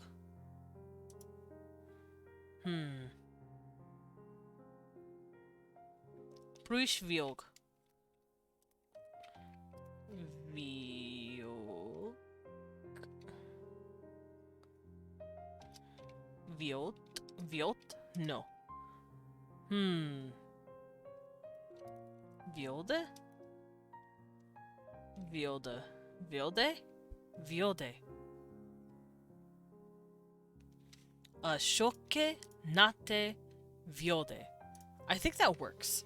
So, in order to say past, present, future, maybe it's that? Shoke nate viode.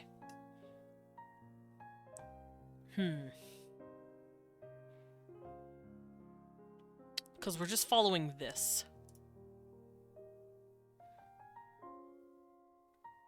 And these words pretty much connect to this. They're all the same thing. So that's pretty much how we did it here.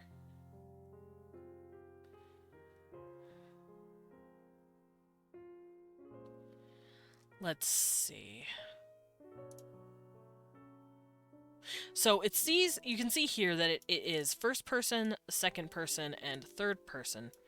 Japanese does not do that. However, I do like it, so I might do the same thing.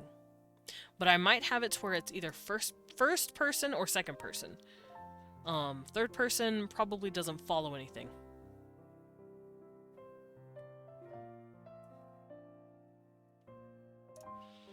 Let's see if that works. Okay, so present. No one said they're new. Usagi, no one said they're new. I'm so proud. I'll bite their ankles. No one's actually said they're new today. I'm very proud. It's because Dan's not here. Alrighty. Nakte. Nakte? Ooh, nakte! Nakte sounds cool. Nakte. Shoke nakte vyode. Ah!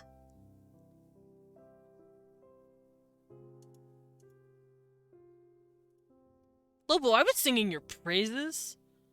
I was singing all of your praises. And you do this to me.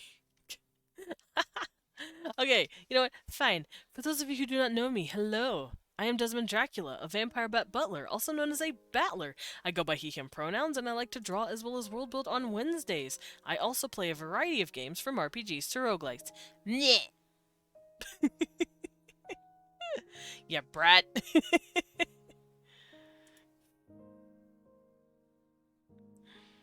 Oh boy. Alright, so I'm over here struggling. Are you laughing? You're supposed to be in pain. Because he's laughing at my pain. Alrighty, so I really like this. This versus ist versus erd. But my language does not have the ability to have that. So I'm gonna have to figure out how to do this. Nakte, shoke, vyode.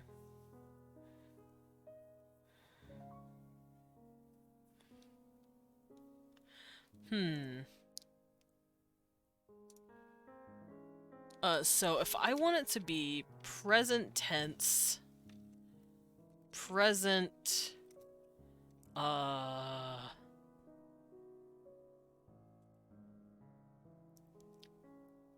so shoke could be, first person. And if it's not first person,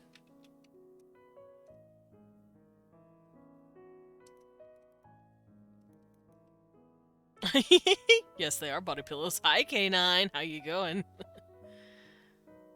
I think I'm making it too complicated. I'm not making it complicated enough. Maybe I'm making it too complicated. I'm over here contemplating. Pruish shoke, pruish nakte, pruish yode. That sounds really pretty. Klavat vyode, klavat nakte, klavat shoke. See, it sounds fine. I'm good. How are you? Getting enough head pats there, bud? Yeah, I have enough head pats. I could do with a couple more, though. But we're actually about to end. I'm just over here pulling my hair out on whether or not I want to have my pronouns do something to my verbs. And I don't think I should. I don't think I should. I don't think I should do it.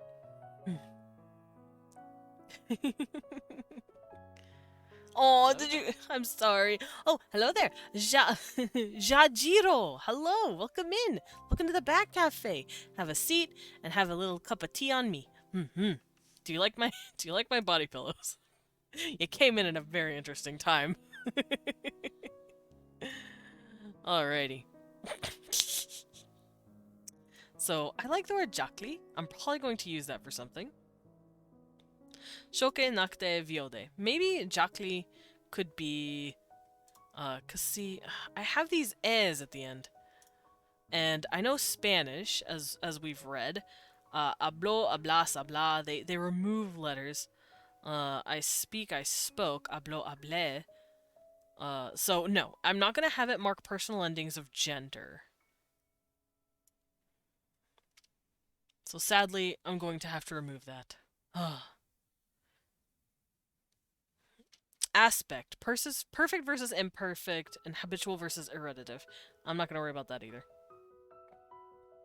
I'm just gonna worry about my tenses for now. So, with that out of the way, we'll work more on this dumb shit later. Once I clear the hurdle that is verb tensing, we'll be able to do adjectives. Adjectives are much easier, because it's just gonna straight up be word and then letter that follows it.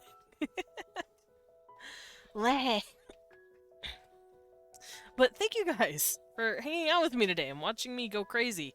And we got a lot done. Here, let's look at all we've done today. So, yesterweek.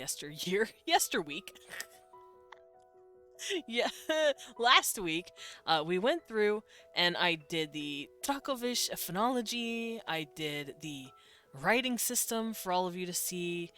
I also showed off how it usually looks when the vowels are written above it, because that's what they normally do. And then we word builded a little bit. We added a few words in here. As you can see here, my word list example. And I used that today to figure out my noun cases. And we also worked on pronouns. Pronouns are pretty big, pretty too many. The week of yester. I remember it well, as though it was... Never mind. As though it was yester week. Sweating. But yeah, we cleared quite a bit of this sheet. Now, verb tensing, like I said, is going to be a absolute bitch. But I'm not gonna have to worry about it that well. I can just clear it really easily. And then we can get to adjectives after I've pulled my hair out with verbs, because adjectives are fun. As well as adverbs and maybe even numbers. Because fun fact, numbers are part of your grammar as well. We count, 1, 2, 3, 4, 5, 6, 7, 8, 9. Then we have 10, 11, 12. But after 12, we start doing stuff like 13, 14, 15. Those numbers are very archaic, but you can hear 510, 610, 710. Same thing with 20, 20, 20, 20, 210. It sounds pretty interesting. And the fun thing is, Japan does that too. Japanese actually counts, they count like this. 1, 2, 3, 4, 5, 6, 7, 8, 9, 10. 10, 1, 10, 2, 10, 3. And then when they get to 20, they say 210, 210, 1, 210, 2. So not everyone counts the same way we do. They put their numbers in different orders. So I want to work with that. I want to see if we can get to numbers next Wednesday. That'll be fun. But yeah, thank you guys for showing up today. Thank you for all the followers and the lovely biddies that I got thrown at by a blip. And Leon resubscribed, even though he doesn't need to. Cutie. He wants to keep his founder's badge though, like a nerd. So we're gonna hop over here. I got my friends. I'm not getting rid of them. I usually get rid of the head pats this time, but I'm not gonna. Can't stop me. Can't stop me. I also have my bow. But let's see. Let's wind down, let's chill, and let's drop in on somebody. Who are we gonna drop in on? I've dropped in on a lot of these people, actually. Can't stop, won't stop. Exactly. It's a slow day today, ain't it? It's a nice, calm, gentle day. Let's figure out someone to drop in on, though. I could drop in on that being... Ooh. Alright, let's see. Let's see who all is alive and been going for a while. That's intimidating. Model reveal. Hope you have a good one, Desmond. You too, K9, and thank you for dropping in.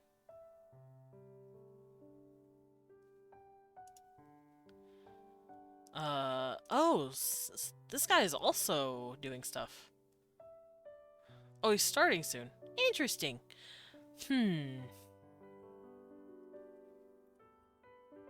Contemplation. But yeah, do you guys like my body pillows? Also, I wanted to ask. Fun little question here. Who would be up for a world building Q&A discussion thing? Where we just sit here and just vibe and just talk about aspects of world building.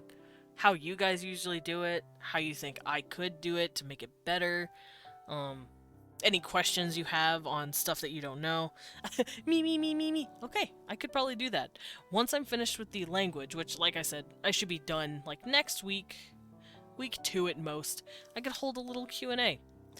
And then, afterward, I am going to be putting out an announcement on Twitter with a little Google form for people to fill out so that I can go, okay, you're all viable to hop on my stream for a World Building Wednesday based on how much info they have for their race and what they want for their race and their culture, because I want to help people world build and create their own species, as well as flesh out the culture and aspects of a world, because that's what I'm focusing on right now. I'm not focusing on the world itself, I'm just focusing on one culture, and once we have spread out from said culture, I can start covering a lot more, such as creating maps for your regions. You know, you need a map, and you need to know where your characters are from and where they're going. If it's a story or a D&D session or a comic, it's nice to have visual references like that, so we can have that as well. I'm not as good with terrain as other people are, but I could help in terms of making worlds themselves, because a lot of solar systems and planets, terrestrial planets, follow roughly the same rules. So I could do something like that. If you guys are interested, that is. Because planets are, while they are all terrestrial and you can base them on Earth, you don't have to. For instance, I do have a planet that I've created. I've actually stopped working on it since now because I've kind of run it into the dirt with how much I've fleshed it out, and there's no room for me to wiggle in. There's literally no room for changes or improvements because I've worked on it so much. But the planet does not have an axis tilt. As we know, Earth has an axis tilt of about 24 degrees, which means the planet is tilted like this. Like, pretend my head is the planet. So when the planet is spinning like this, it turns at an angle, which is why we have seasons. Seasons are the reason. It's the reason for the season. Seasons are what happens because of this Earth tilt axis thing we got going on. Planet's a confused pupper. It's a confused top is what it is. It's a spinning top that doesn't know what it's doing. However, there are planets that don't do that, such as Venus. Venus has a 5-degree turn, meaning if Venus was ever terraformed, it would, well, one, it'd be really hard to do that because Venus spins so fucking slow. Why does it spin so slow? I'm not gonna worry about that. But, yeah, Venus spins really, really slow, but it's on a 5-degree angle. So I went, hey, what if my planet was on a really, really low axis point too? So it's at about a 3 or 4. Isn't Uranus or Neptune tilted?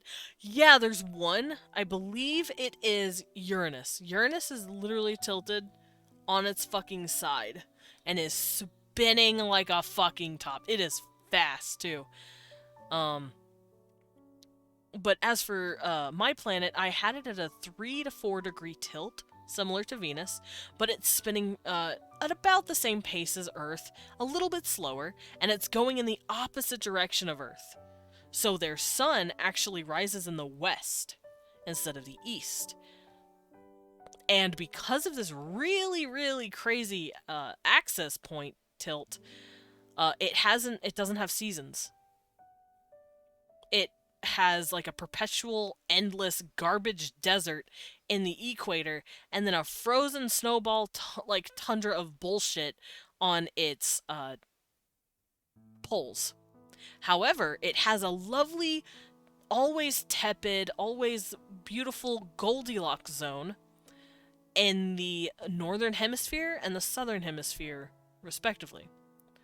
Completely like in the middle, like a 2/3, 2/4, or 3/4 the way up and down the planet.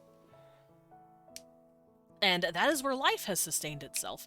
Now, don't get me wrong, there's still life in the colder and hotter regions too, but these are areas that are really booming in agriculture, and I mean there is a lot of vegetation. So we could cover planet building as well, because that shit is fun, and there's a lot that goes into it. So we're gonna go and raid somebody. We're gonna drop in. I'm thinking of this cutie right here. Who knows Pokefang? Because Pokefang is adorable.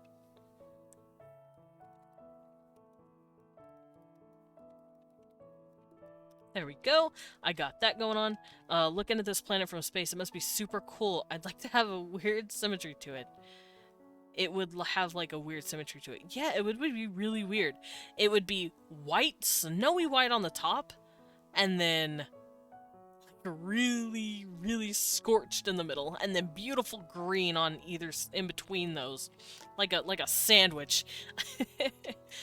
But if you have my emotes, by the way, you can if you don't have my emotes, sorry, you can copy that, and you can let Pokerain, Pokefang. I read rave and then I got stupid. Is Space Borger? Yes, Space Borger. So copy that, and it'll let you know that hey, there's a bat rave coming. But if you copy this, you can remind Pokefang that it is tea time. So thank you guys so much for dropping in today and listening to me do dumb stuff. It might be a little more boring for some people. It's not as fun as watching me draw, I'm sure, but it's there, and a lot of people have been asking about language, so I'm showing you how I usually go through it. I will be going back to drawing soon, though. And tomorrow I'll probably be playing Heaven's Vault, by the way. So I will see you guys then. Goodbye!